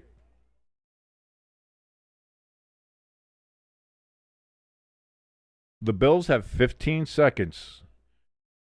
With this kickoff, who knows? This kickoff's probably going to hit somewhere in bounds. There's going to be some clock off there. So you're talking somewhere between maybe 12 and 9 seconds, depending on what happens during the kickoff and the return, to get somewhere close to field goal range for Prater. You better pray that they can get in Prater's range. I don't know if they can. Hamster says boo. He wanted the Falcons to face an undefeated Bills team next Monday night. You might be facing an angry Bills team looking to get back on the right track, which is not good news for the Falcons coming off their bye. The kick is going to land at the 3-yard line. The Bills return it to the 20, to the 25, down to the 27. We got a flag down, and there's 8 seconds remaining.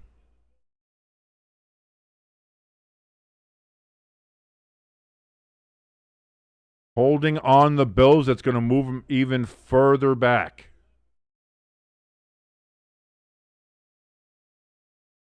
Oh, no. Oh, no. I punched the microphone again.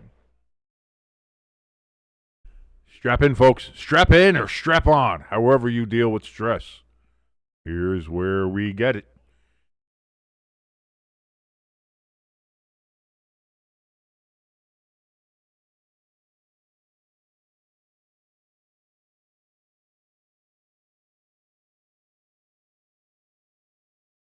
So from the 18-yard line, 1st and 10 with 8 seconds to go and no timeouts. The Patriots have put basically everybody way back, and they're going to take their second timeout here just to kind of make sure everything's all right, I suppose. Remember, nothing gets over the top. Nothing gets over the top, nothing gets in field goal range. That's probably what we're saying, and everything stays in bounds.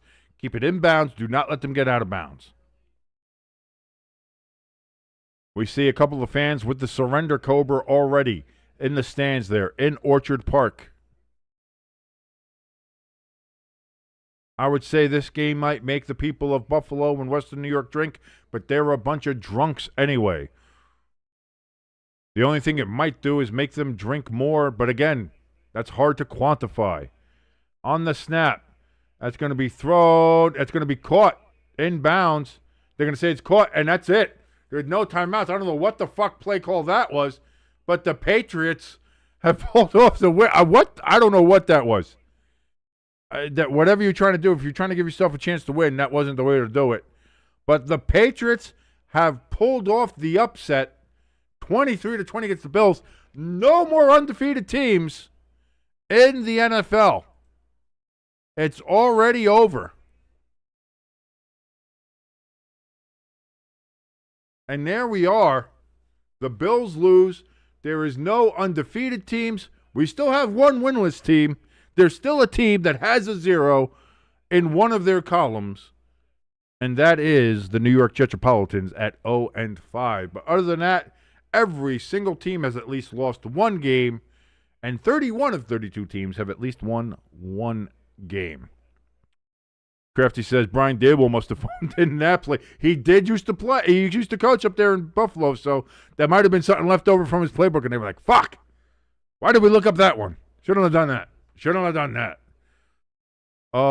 Crafty says the Bills' dominance is over. I don't know about that. I mean, again, this was a division game, prime time, and the Bills were wearing their terrible cokehead uniforms. Hopefully, we never see those again. But there we go, ladies and gentlemen. Another football Sunday has come and gone. The 5th one of the season. And it was wild. It was crazy. There were blowouts, and then there were games that looked like blowouts in which teams came back and won the fucking game. Talking about the Panthers, talking about the Titans, talking about the Broncos against the Eagles, talking about the Saints coming back from the Giants were 14-0 in that game, and the Saints came back and won that game, blew the Giants out. The Giants, of course, had 5 turnovers. Congratulations to Pecan on the Saints getting their first win of the season. Wild Sunday again here in the NFL. We will be back here tomorrow night for you for Monday Night Football, where the Kansas City Chiefs will be taking on the Jacksonville Jaguars. And we'll see if the Chiefs are back to their old ways, or will the Jaguars continue to surprise people as they have a 3-1 record? Will they continue to surprise? It'll be interesting. The Chiefs, again, if the Chiefs win, they have a tie ostensibly for the AFC West. The Chargers would have the tiebreaker, but they would be tied record-wise 3-2 with the Chargers after starting the season 0-2, with the Chargers starting 3-0. You figured maybe that was done. Instead, the Chiefs might be right back in the game. We're going to see Crafty bringing up the fact that the 72 Dolphins still remain the only modern NFL football team to go undefeated in the season, and that record will remain here. We are, 54 years, 54 seasons since that particular game. The Dolphins, boy, how far have they fallen since their glory days? Maybe Dolphins, maybe switch back to your old school uniforms. Maybe that'll work. Maybe. I don't know. I'll just point that out. Anyway, until tomorrow night, where we will watch the Chiefs and the Jaguars. My name is King. This has been Stay Tuned Sports. Thank you, everybody in the chat, for joining us. It has been a blast on this Sunday. We'll see you then. Adios, everybody.